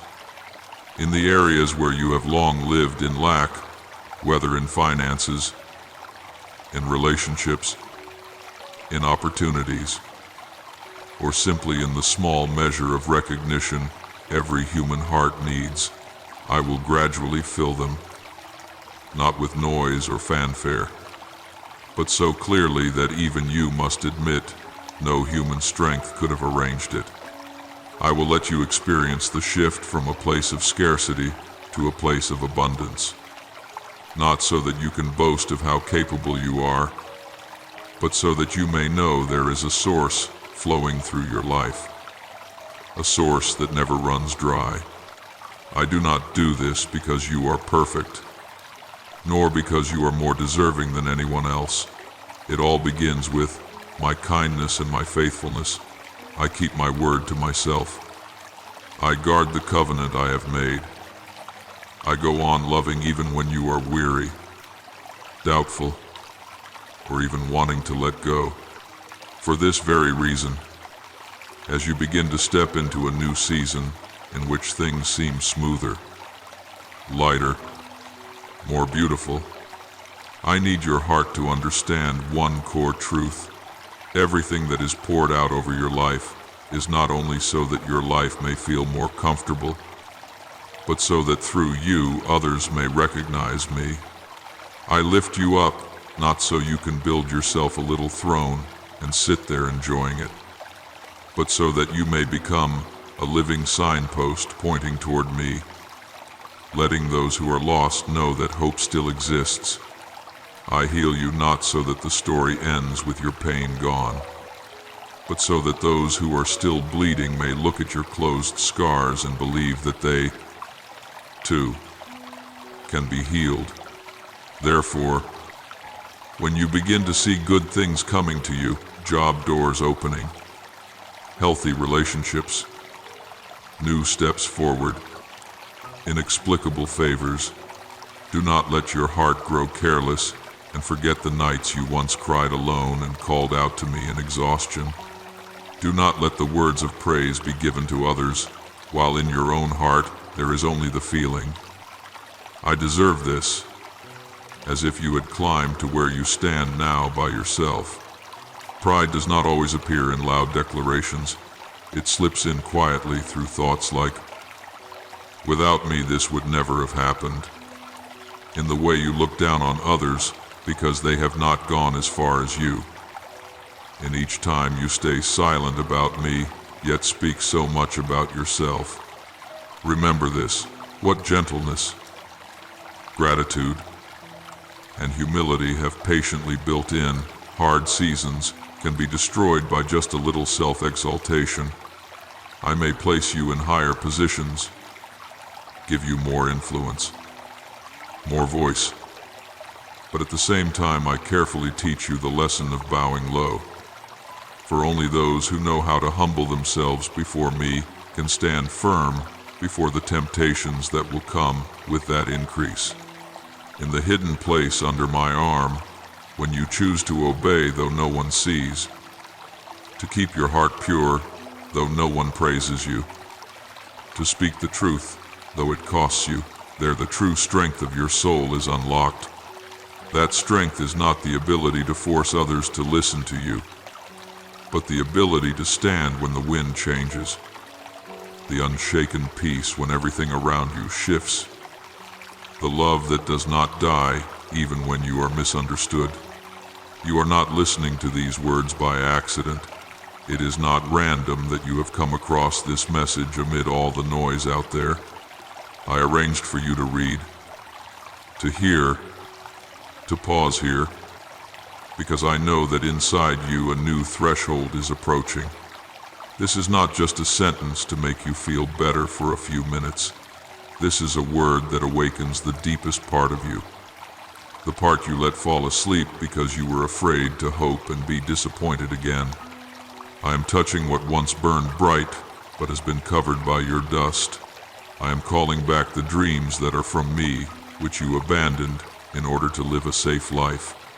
When you feel your heart stirred, your eyes sting, or a strange longing rise up, that is not just a passing emotion, it is faith coming back to life. The seed of life in your soul pushing up through the soil of doubt. I do not promise you that from now on everything will be smooth and without hardship. I never make peace with falsehood. But I assure you that from the moment you decide to respond, to trust more, to walk deeper, the trials that come will no longer be like those before. You will no longer fight like someone merely trying to get through the day, but like one who knows they are entrusted, equipped, and sent out with a clear purpose. You will begin to pray differently, not only asking, "Just get me through this," but asking me to use what you go through to bring hope to others.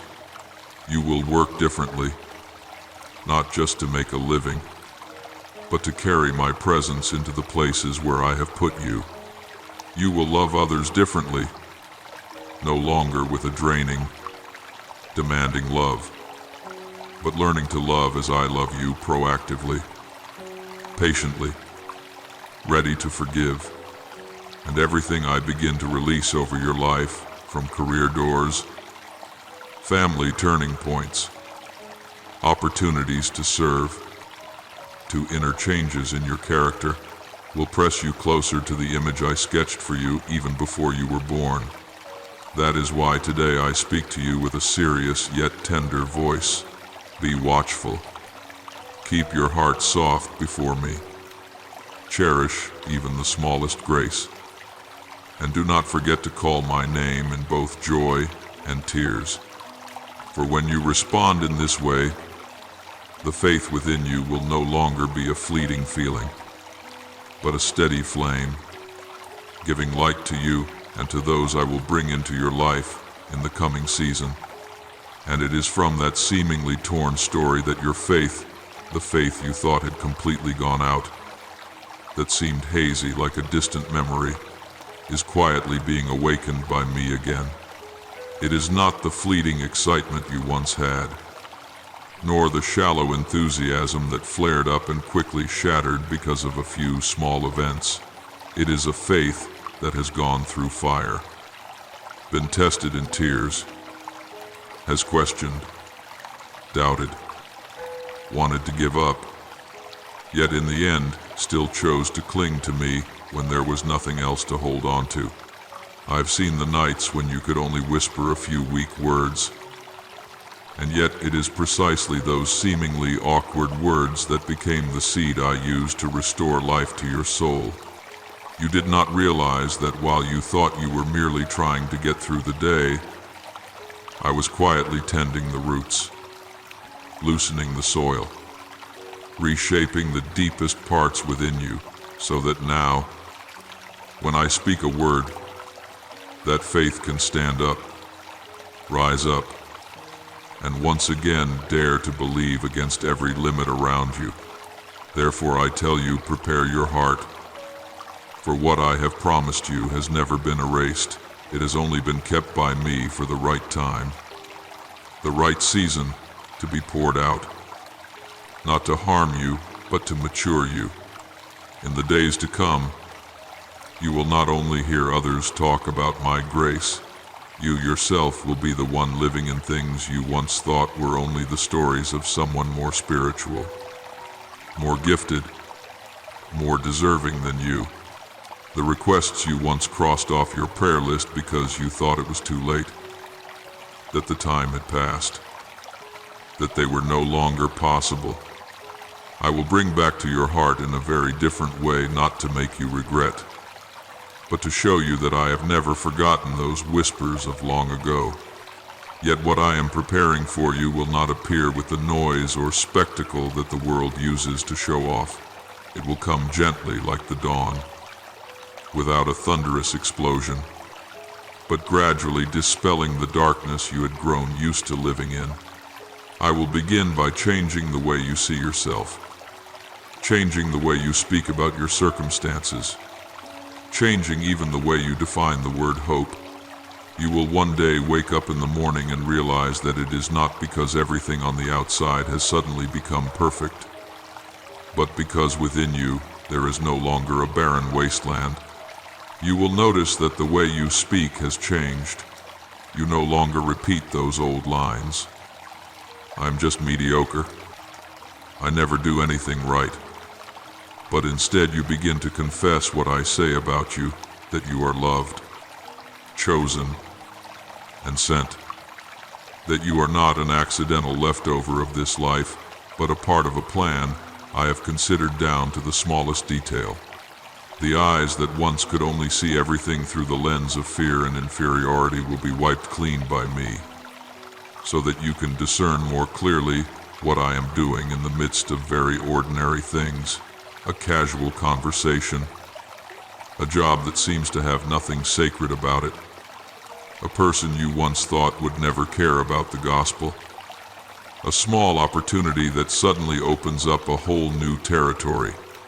My Holy Spirit will not come like a strange gust of wind merely to make you shiver for a few minutes.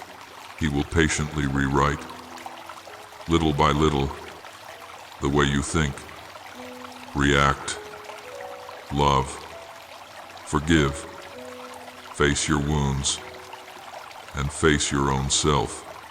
What once made your legs tremble will become the very place where you learn to stand firm. The memories you once only wanted to erase will be touched and healed by me, then turned into a story that can comfort those who are falling into the very pit you have already crossed. The barrier that once held you back and made you assume, my life can only go this far, I will turn into a marker that proclaims, here is where I intervened. From then on, every time you look back, you will no longer feel ashamed, but grateful that I did not allow you to go on harming yourself. The dark imaginations of a final full stop will slowly dissolve, making room for the awareness that, in me, no page of life is meaningless. There are only pages not yet fully written.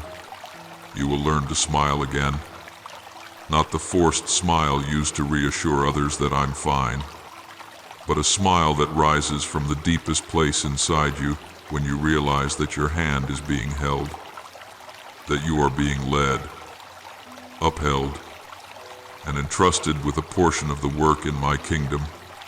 You will dare to believe again, but this time not with the kind of belief that tries to trade faith for what you want, but with faith that springs from knowing who I am. No matter how your circumstances may turn, that faith will cause you to look at the very places that once made you weep with a different attitude. Instead of asking, "Why did this happen to me?" you will begin to ask, "Lord, what do you want to teach me through this? And is there someone else for whom you want to use this very story? As you step into the new season, I am opening for you." You will clearly notice one thing: the blessing I give does not stop within the small room of your own life. I will draw weary people, broken hearts, souls standing on the edge of despair, closer to your life, not because you are better than they are, but because you know how to say to them, "I have been where you are, and this is how I was brought out." You will find yourself naturally becoming more sensitive to the pain of those around you. What you once easily overlooked will now cause you to stop. Listen, intercede, offer a hand, send a message, give a little of your time. I will use precisely the things you once considered stains to become bridges that bring others closer to me. Because no one can touch a human heart more deeply than a heart that has also been cracked and has been healed. In that moment, you will understand the true meaning of being saved, not merely escaping a situation, but being drawn into the very work I am doing in this world. You will no longer pray only, "Give me peace, give me enough to live," but will gradually learn to pray words that stretch beyond your own line of sight. "Use me according to your will. Let what I have gone through not be wasted, but become a support for someone else."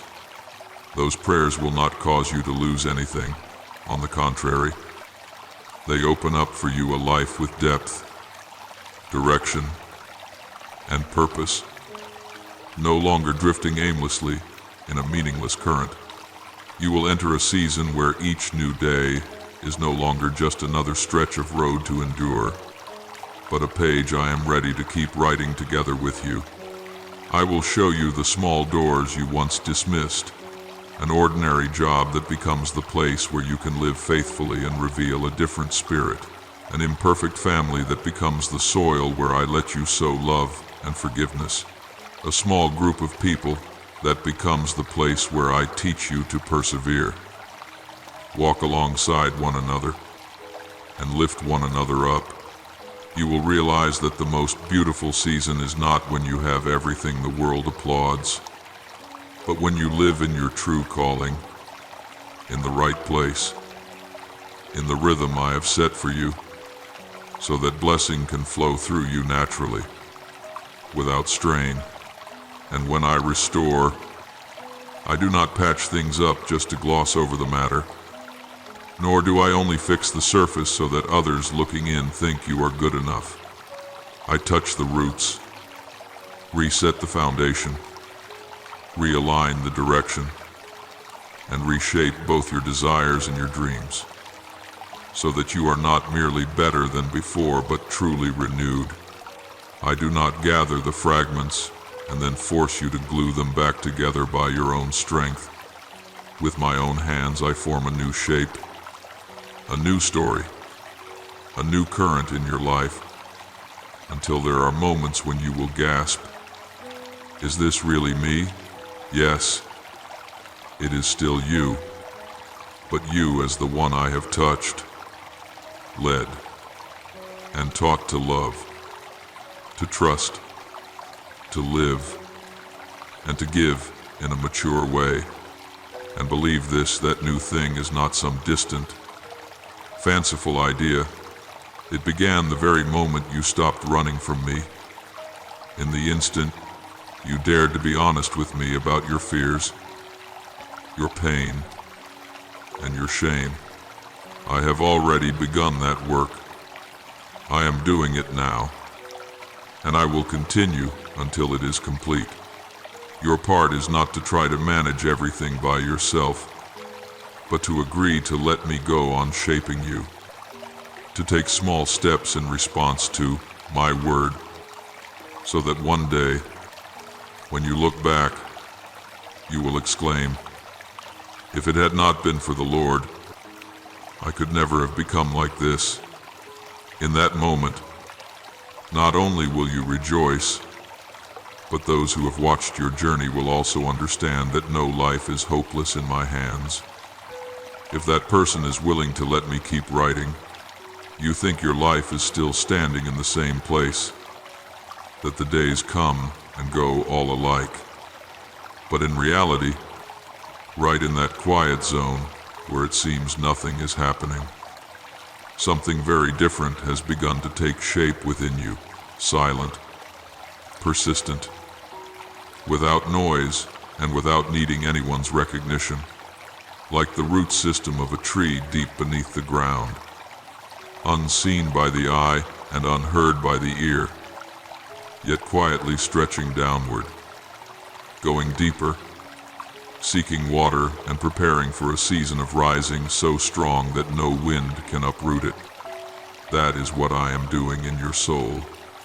You may look around and see that your circumstances have not changed much, still the same familiar faces, the same recurring challenges, the same constant worries, the same unanswered questions. But I can clearly see an important shift. You yourself are no longer the person you were yesterday. The things that once had the power to bring you to your knees no longer rule you as before.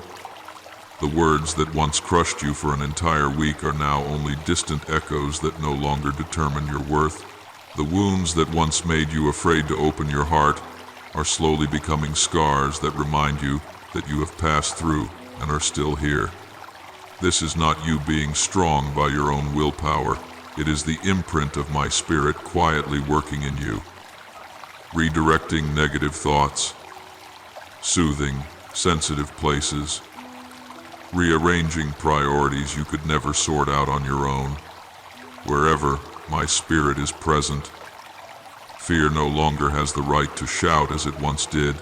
It can only whisper, and you have learned to recognize it and return to my comforting voice. You are not as weak as you keep telling yourself.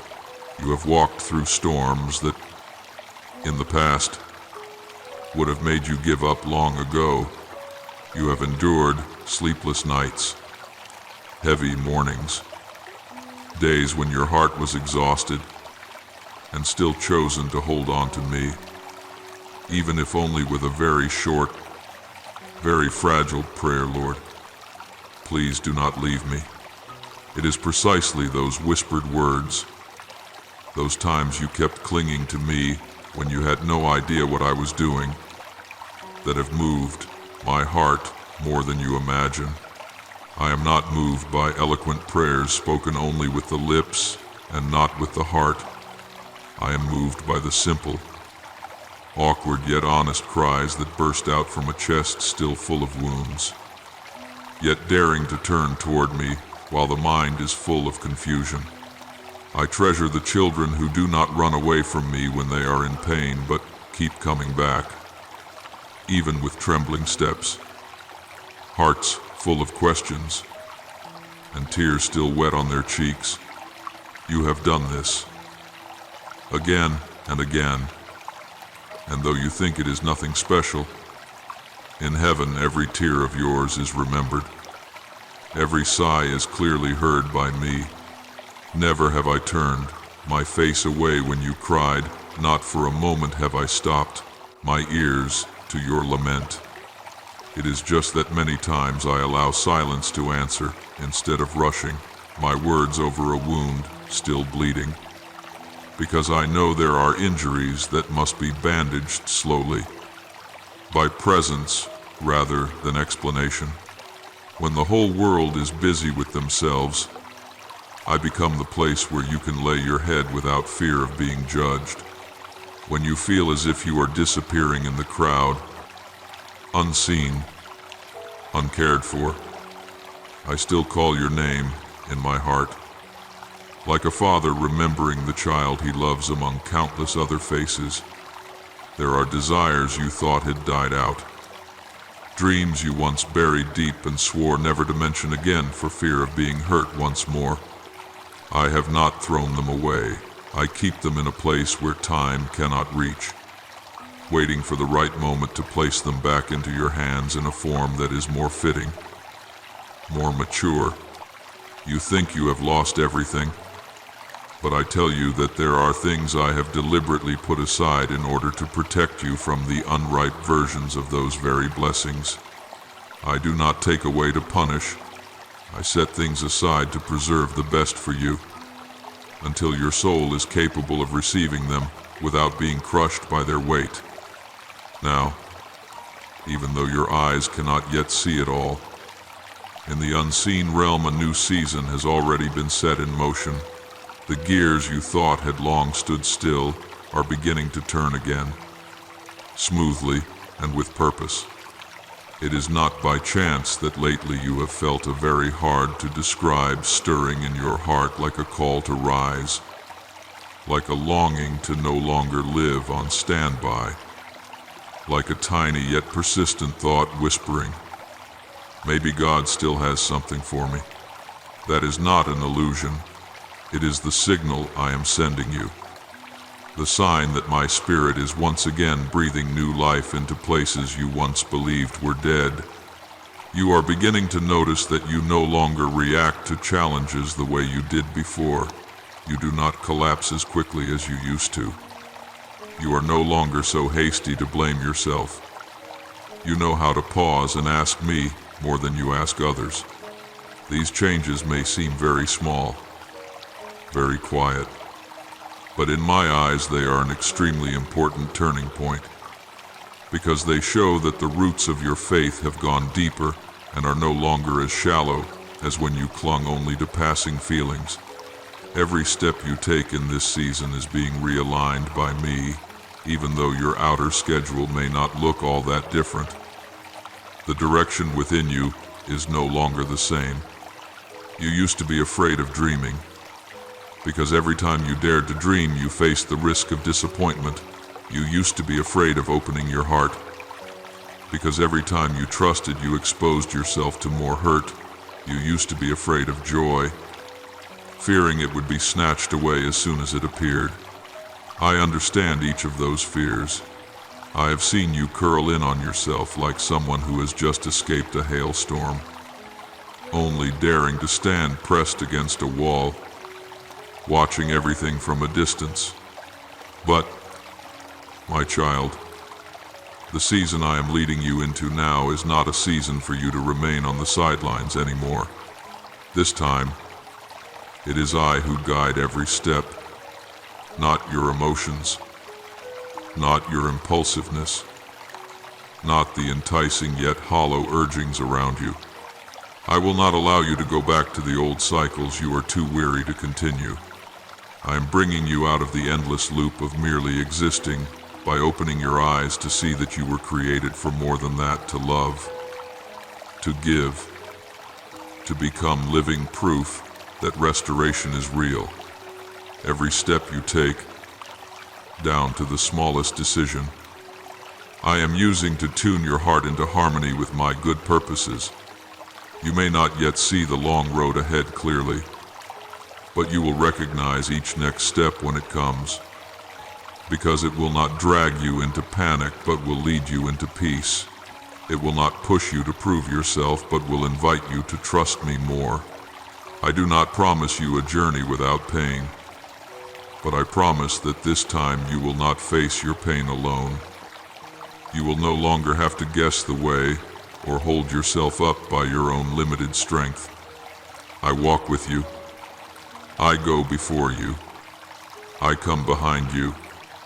I surround you so that what once killed hope within you will become nothing more than a distant memory with no power to hinder your steps anymore. And as you agree to let me keep working within you, you will see that what I say to you is not empty comfort but living reality wherever I touch. The desert sprouts. Ashes turn into beauty. and laments become a new song. The blessings that were once blocked, like a river dammed up by the boulders of hurt and fear, are now, as you allow me to lay my hand on your deepest wounds, slowly being released as those stones are moved away so that the water can flow. And when that flow is opened, you will not only be refreshed yourself, but will become a source of refreshment to those around you who are parched. Because from beginning to end, this has always been my intention to save you, to heal you, and then to use you yourself as a testimony of my kindness in a world starving for hope yet not knowing where to find it. My child, there is something I want you to become very still and ponder deeply if your faith is truly anchored in me. If you do not trust me only when things are going well, but also dare to hold my hand in the middle of the ruins, then there is not a single wound in your life that is wasted. The things that once brought you to your knees, the events that carved out an empty space inside you where no one else could reach, the separations that left you reeling, the dreams that seemed to crumble into dust, all of these, in my hands, never become throwaways. I pick up each shattered piece, wipe away the tears clinging to it, and set it into a new picture that you cannot yet see in full. You see only a thick, gray blur, while I am quietly fitting everything together into something beautiful and enduringly meaningful. I do not delight in your pain, but I do not allow any pain to be meaningless. Every tear you shed is noted by me, not to remind you of how weak you have been, but to prove that there has not been a single moment when you had to struggle alone. You may forget the times you broke down in tears, but I do not. You may think your life has been crushed beyond rebuilding, but I am the one who decides where the ending lies. And I have not placed a final full stop over your story. You are simply standing in a pause longer than you expected. And in that pause, I am not dormant. I am working on the foundations, in the deep places no one else can see, so that when you step out, you will not only stand firm for yourself, but will have the strength to lift up others who are trembling the way you are today. You often reproach yourself for having dropped so much time, for letting your youth slip through your fingers, for letting opportunities you believed would never return vanish because of unwise decisions. You look back on those years and call them waste, meaninglessness, if only. But I want you to try renaming them. In my eyes, they are not an empty gap, but the backstage where I have been teaching you things that books, advice, or even success could never reach. I have used the days when you felt directionless to show you what was missing deep within and where you were off course. I have used seasons that seem full of nothing but darkness to train your eyes to search for the smallest flicker of light.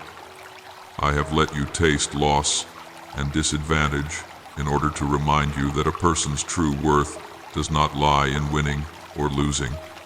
You call that a terrible past. I call it soil that has already been plowed and broken up, just waiting for new seeds to be sown. And that is what I am doing.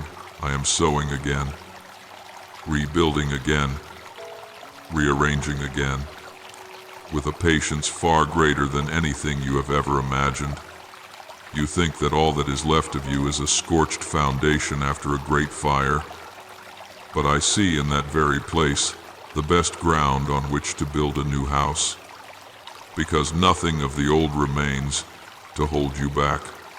You will not stand forever in the ashes. You will step out. And one day you yourself will find it hard to believe that the place where you now stand is where you once thought everything had ended. I know there are times you look up and ask in your heart, Why did you not stop those things from happening in the first place so I would not have had to hurt this much?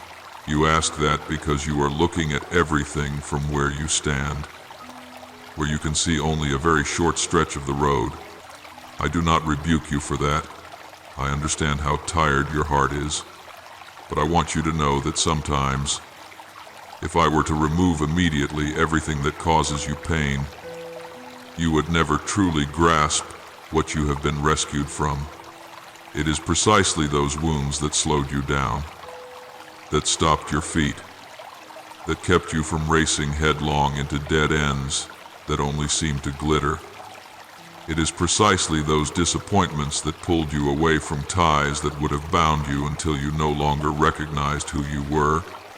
I do not create evil or sin, but I know how to turn even the worst things you encounter into a part of your restoration story. What the enemy intended to use to break you, I use to show you and the world that no power can snatch you from my hand when you allow me to hold you. That is not just a way of thinking to make you feel less sad. It is the way I am truly at work. I do not demand that you smile through gritted teeth while still bleeding. I merely invite you to lift your eyes a little, to look further and higher, to see that pain does not last forever, but my love has no end. You often live in quiet anxiety, fearing that you have delayed too long, that you have fallen too far behind, and that what I once promised must have fallen away with the passing years and repeated failures. But, my child, I am not like human beings who change their minds because time has gone by, or who tear up the script of your life because you have stumbled. What I began in you, I have both the power and the patience to bring to completion. The years you consider completely lost I can repay in ways you cannot imagine. I do not simply give you back the old things, because many of those were never truly good for your soul. Instead, I give you things that are deeper, truer, more enduring things that mature you, that soften your heart without breaking it, that teach your faith to cling to me rather than to outcomes. There will come a day when, looking back, you will whisper, the waiting was not wasted. Every tear was worth it, because through them I learned what is truly real. It is not that pain is beautiful in itself, but that in the midst of pain you have touched me more clearly than ever before. And that is what fills those seemingly lost years with meaning. That is why I plead with you not to let go of my hand now. I use the word plead not because I am powerless, but because I see clearly what lies ahead if you will just hold on a little longer. You think you are merely dragging yourself through the last few steps of a pointless journey. But in my eyes you are very close to an important turning point. Just one more step, even a slow step, a step taken through tears, a step taken in fear, is enough to open up a different sky. You do not need to leap, you only need not to turn your back. Every time you choose to move forward, however gently, I hasten toward you. You see yourself inching forward bit by bit, while I am shortening the distance between us with great urgency. Every turning back toward me, every whisper of my name, every time you admit, I am so weak, I almost want to give up, yet still do not cut the cord that ties you to me. All of these are rungs on the ladder lifting you out of the abyss you once thought you could never climb. You do not realize that I have prepared for you a place of belonging, a reward that no power, no authority, no accusation can tear from your hands. That image is not a throne for you to stand above others, but a space of peace where you may sit down, lay your burdens down, and cease from having to pretend that you are fine. I have already set a banquet for your soul in the midst of the noise and chaos, a place where the enemy may stand and watch but cannot interfere. When you are ready to step into this place and allow me to care for you and heal you, you will understand that every detour, every fall, every long bitter night has been leading you back here. It is not because I take pleasure in seeing you collapse, but because only here can you truly see how deep and wide my heart for you really is. Then you will begin to see more clearly what you once called punishment was, in fact, a wall of protection, shielding you from things that, if I had allowed them to happen, would have caused you to lose yourself. What you once mistook for being abandoned was actually the distance I kept from the things that were slowly draining the life from your soul. What you once saw as the final full stop was actually the moment I opened a new chapter, with pages no longer stained by old definitions, where you are no longer named by your failures, but by the love I pour into your life each day. I have a covenant with you, not a thoughtless phrase I threw out to smooth things over, but an eternal decision that has been sealed with my very life. Unlike people who speak easily today and forget tomorrow, I am not driven by passing moods. I do not love you more on the days you do well and less on the days you are weak. My love for you is not built on a scoreboard of achievements, and it does not collapse because of the times you fail. I love you because you are mine, because I saw you long before you ever became aware of my presence. When you stumble, I see the pain in you, not someone who deserves to be discarded. When you turn your face away, I wait for you to come home. I do not slam the door shut. When you are confused, I patiently explain and comfort you. I do not leave you alone in your turmoil. You may find it hard to accept such a love, because all your life you have been used to affections that come with conditions. But I am here to let you know that there is another kind of love, unlike anything you have ever experienced before, a love that does not promise and then forget, does not give and then take back, does not push you away just because you are not good enough yet. So let what you have been through become more than just a source of pain. Let it become evidence that I have walked with you all the way down to the deepest place. When you tell your story to others, do not only talk about your suffering, tell them about me, the one who sat with you in that suffering.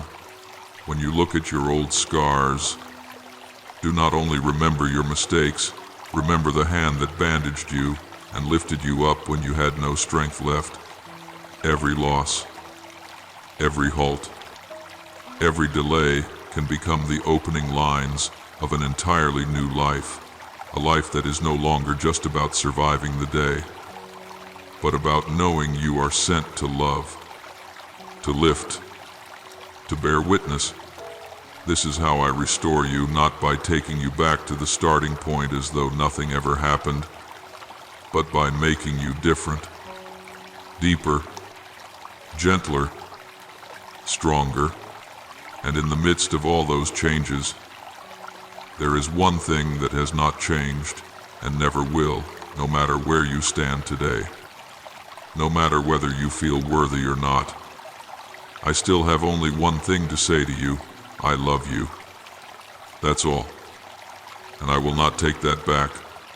Listen, I know better than anyone all the parts of your life you wish you could erase, the decisions that make your heart clench with shame every time you remember them, the times you deliberately turned your back on me, the moments you were so offended or hurt that you let harsh accusations spill out of your mouth, words you yourself do not dare repeat now.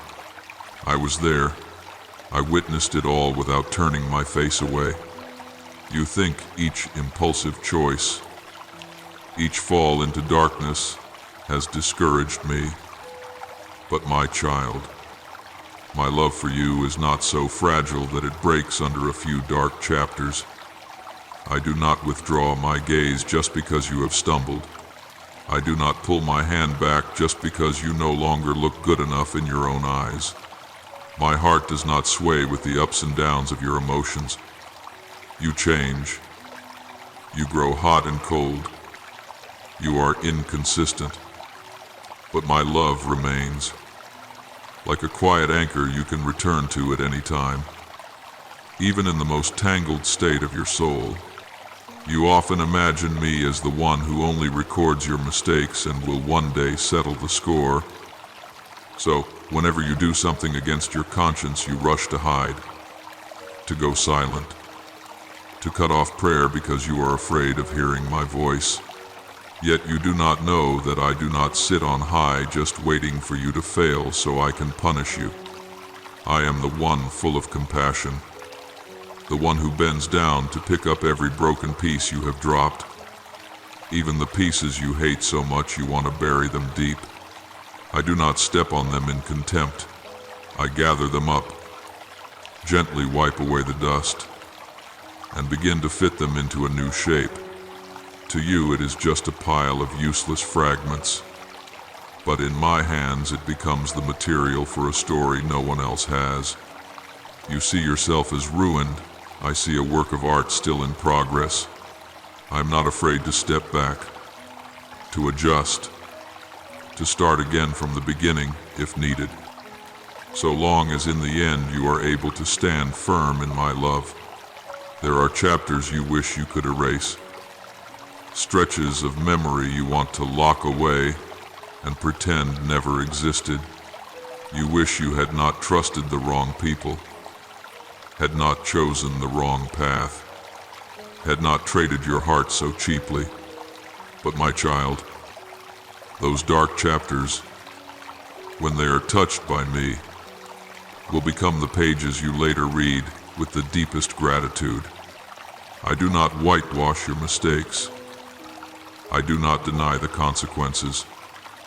But I can cause even the chapters you are most ashamed of to become the backdrop that makes my grace shine more brightly. I do not love the wrong things you have done, but I have never abandoned the work of art that bears your name because of them. You are mistaken when you think the story has ended just because you have gone through a stretch of tragedy. In reality, the book of your life is still being written, and I am still the unchanging author, writing every line, every sentence, every chapter with a loving intention you cannot yet fully see. Many nights you sit alone and look back over the road you have traveled and whisper to yourself, I've wrecked everything. I've ruined it all. There's nothing left to fix. You speak as if you had the right to decide the ending, while I am the one who sees the entire picture from beginning to end. You are simply standing in the middle of a crooked, twisting path and hastily declaring there is no way out. But if you would lift your head, you would see that I am still waiting for you ahead, at intersections your eyes cannot yet see. You think that when you do wrong, every good thing I ever promised you is crossed out. But I am not human that I should change my mind just because you slipped. I am not easily discouraged like people are. I knew every misstep of yours in advance and still chose to write promises into your story, precisely because I knew there would come a day when you would need somewhere to come home to, something solid to hold on to so you would not be utterly destroyed. You are exhausted from having to carry all that guilt. You cling to each painful memory as a punishment you impose on yourself. You think that if you keep blaming yourself long enough, you will somehow be more deserving of forgiveness. But, my child, that is not how I work. I do not need you to pay by hating yourself in order to prove that you repent. I need you to believe that my love is big enough to enter the very places you think no one would dare touch. I want you to loosen your grip on that burden, not so you can live irresponsibly, but so that you can give me the place I deserve in your heart, the place of the healer, not the place of an accusing voice. It is obvious you cannot bear to keep living while dragging along that heavy shadow of the past. So why will you not let me cut the rope that is tightening around your neck? Why do you cling to it as if that were all you deserve? I want you to pause for a moment and take a deep breath, not as a mere gesture, but as a reminder that you are still alive, that you still have a chance to turn and look at me. I am here, not as far as you imagine, only a single turning of your heart away, only a single honest word, only a single breath where you dare to let go of all your striving. When you breathe deeply, you release some of the words of self-condemnation. When you lay the burden down, you finally have space to receive the peace I have long prepared for you. That peace is not the feeling that everything is perfect, but the steadiness of heart in the midst of unfinished things, because you know I am the one in control, not your past mistakes or your future fears. Let me be the one who rearranges the chaos inside you. Let me be the one who wipes clean the hidden corners you do not dare face. I do not come to pull out your file of sins and review it. I come to close that file with the seal of mercy. I do not deny what has happened, but I cleanse your heart with a love that does not keep score. I wash away the dust that has settled on your soul for so long, not so you can pretend you have never failed, but so you can stand up without trembling under shame. I want you to see clearly how weak you have been, so that you may understand more deeply how strong I am. You do not need to hide, or beautify, or deny what is past. You only need to place it in my hands, and leave the rest for me to deal with in my way. You often worry that everything that once belonged to you has been lost, that the opportunities that slipped away will never return, that what you have ruined can never be restored. But my child, the things I have destined to be part of your life cannot be stolen by any power, not even by your own weakness. There are things I allow you to lose because they were never truly yours.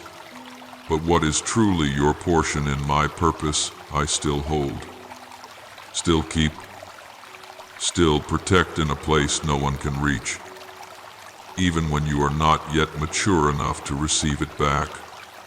I patiently wait for you to grow, to finish the lessons you need to learn, so that when the right time comes, you will receive and not lose it again. What is yours in me does not fall away. It is only being kept for the proper time. I do not play at punishment by hanging blessings high in front of you just to torment you. I set them into a timetable that all of heaven knows is exact, while you see it only as delay. There will come a day when you look back and realize that there were prayers I did not answer immediately, not because I did not hear you, but because I was preparing something better for your soul. Better not in the sense of comfort or ease, but in the sense of depth and solidity.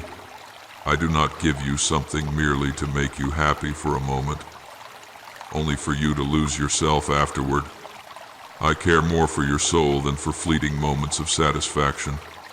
You want every pain to end quickly, but I want you to emerge from that pain as someone who has learned something about me, about yourself, about the value of grace. You only want the story of your life to be smooth and easy, but I want that story to carry the power to touch others. So I am not in a hurry to close the painful chapter, while it can still bring forth a deeper richness within your heart. When the day comes for the things I have kept for you to be revealed, you will no longer confuse them with luck or coincidence. You will recognize my fingerprints in the way everything fits together, from the people you meet, the doors that open, the turns that once seemed meaningless but suddenly become perfect connecting points. You will remember the nights when you thought you had lost everything. And as you compare them with what is now unfolding, you will understand that without the chapters you once wished you could erase, you would not be standing where you stand today. In that moment, you will look back to this very moment as you are reading these words, and you will know that it is truly I who am speaking to you, not some random thought passing through your mind. You will remember that right at the point that seemed the worst. I began to write the next beautiful part quietly, gently, yet surely, and that not once, throughout that whole process, did I ever let go of your hand. Therefore, do not be quick to conclude that you have run out of chances. Do not rush to close your heart just because you do not want to be hurt anymore. I do not promise you that from this day on you will never cry again. But I promise you that not a single tear of yours will be meaningless. I promise that I will use even the most mistaken chapters. The stories you are most afraid others will find out, and turn them into a launching pad for transformation, for comfort, for new hope, not only for you but also for those who will pass through your life. I waste nothing that you place in my hands, not even the past you hate the most, the failures that shame you the most, the dark corners you thought could never be spoken of. All of it can become material for a glory you cannot yet imagine. As long as you keep coming back, as long as you dare to stretch out your hand, I will continue to write, continue to shape, continue to lift you up, until your life truly reflects what I have thought about you from the very beginning. Now, be still, open your whole heart, and speak to me the most honest prayers from the depths of your soul. Almighty God, my Father, you who see clearly the deepest places of my heart, today I come before you with all my weariness and turmoil. So many times I have misunderstood your silence. I thought you turned your face away. I thought my prayers fell into a void. I thought I was no longer important enough for you to pay attention to. Please forgive me for all the times I hastily judged your heart based only on my fragile emotions. Please heal the places within me that have been wounded by human abandonment, so that I no longer project their faces onto you. Teach me to recognize that even when everything around me is silent, your love is still quietly at work, upholding and guarding me in ways I have not yet understood. Grant me new eyes of faith, that I may trust your heart even when I cannot comprehend your ways. And teach me to remain at rest in your arms instead of struggling in the confusion of my own mind.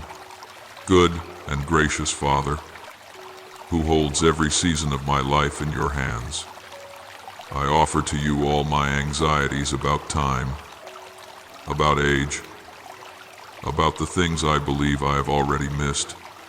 So often I look around, compare myself with others, and see myself always behind. Then I ask why you let them move so fast while you let me go so slowly. I am sorry for allowing those comparisons to steal my joy and my gratitude.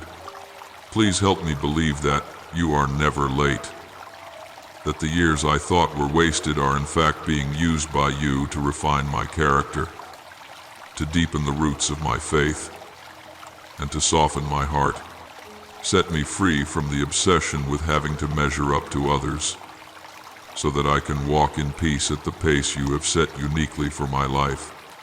Teach me to cherish every small step, every quiet change, every hidden progress that only you and I can see. And please help me remember always that I am not late in your plan. I am right on time in the heavenly schedule you wrote for me from the very beginning. Gentle and wise Holy Spirit, I bring before you all the courts I have set up inside my own heart throughout these years. Many times I myself have been the one to accuse me more harshly than anyone else, repeating in my mind words that belittle me, imprisoning myself in the obsession over mistakes I can never go back and fix. I have forgotten that I am only clay, and that God is the potter who is patiently reshaping my life. Holy Spirit, please come and soothe the wounded places I still hide. Teach me to lay down my supposed right to condemn myself, and to learn how to entrust to you the right to heal me and to form me according to your will. Help me believe that I am not a defective product, but a work of art still in process, that what has been broken is not meant to be thrown away, but to be rejoined in a form more beautiful and more secure.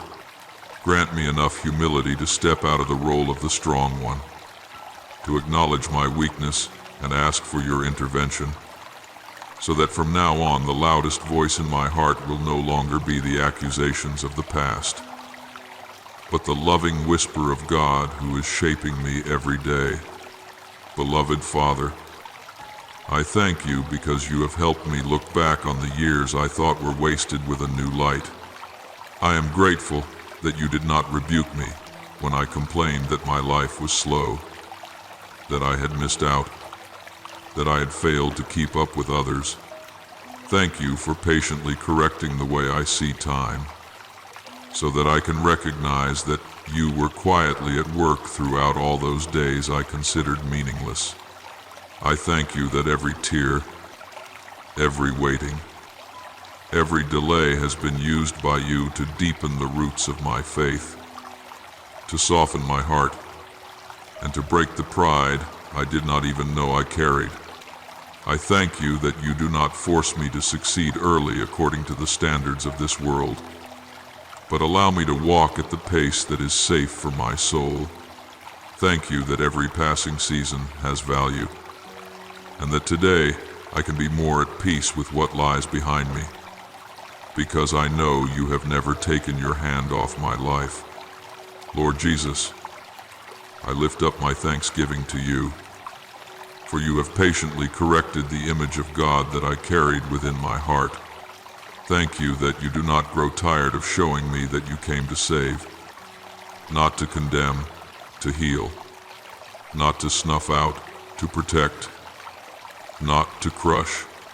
Thank you for helping me realize that many things I called unfair were in fact times when you drew me away from the edge of the abyss, and many things I called loss were actually the necessary redirections for my life. I thank you for entering into my pain not with words of rebuke, but with gentle hands that lifted me up instead of pushing me down. Thank you for allowing me to ask questions, to be honest about my anger and my sadness, and yet not abandoning me because of them. I know that without your patient presence, I would have let those misunderstandings pull me even further away from God. I offer this prayer in the holy name of Jesus Christ. Amen. Don't forget to subscribe and turn on notifications so that together we can build a strong and vibrant community of faith.